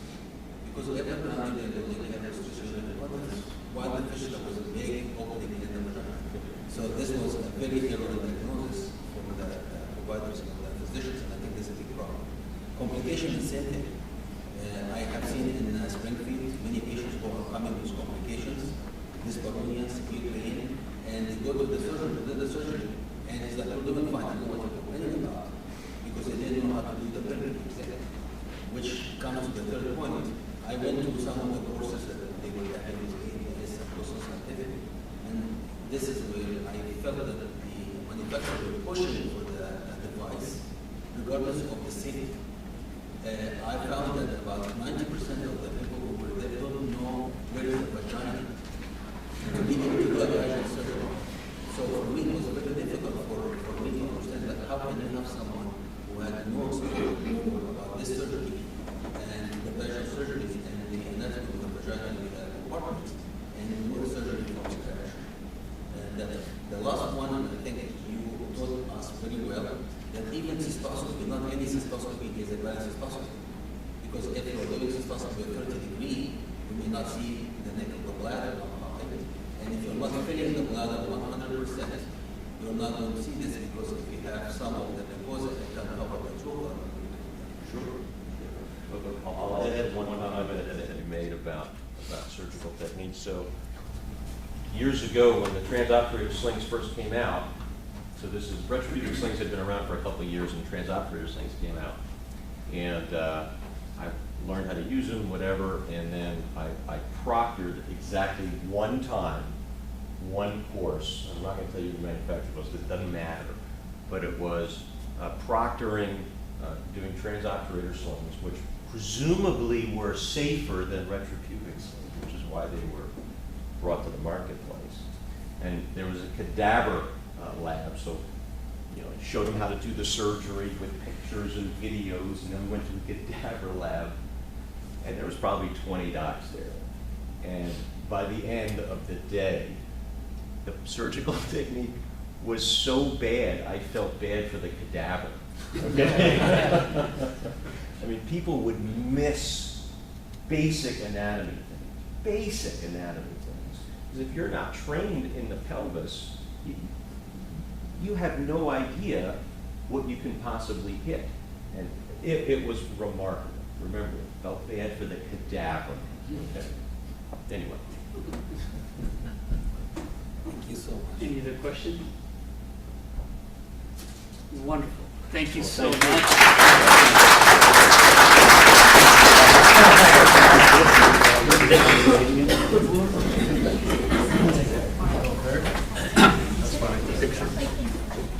Before we disperse, could you stick around for one more minute, please?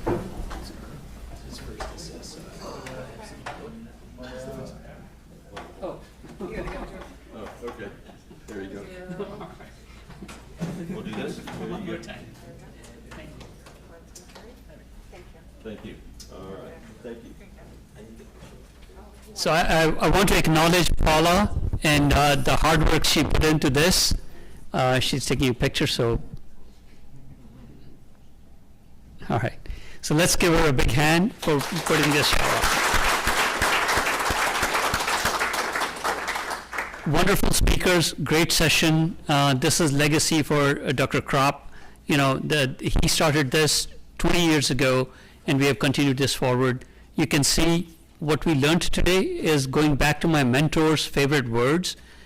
All three talks, if she took one thing away, is Kwabna knows that. How little we know. Right. So I repeat that every time, whether that's focal therapy, how little we know, whether this, you know, you saw the sling and how little we know. In the first talk, you know, about testosterone replacement therapy, how little we know. So it's upon your shoulders, the future generation, to advance the field of urology. And so you learned your basics today, go and prosper. Oh, okay, Paula is pointing, there's going to be a group picture. So are we all going outside? Okay, please, if you don't mind.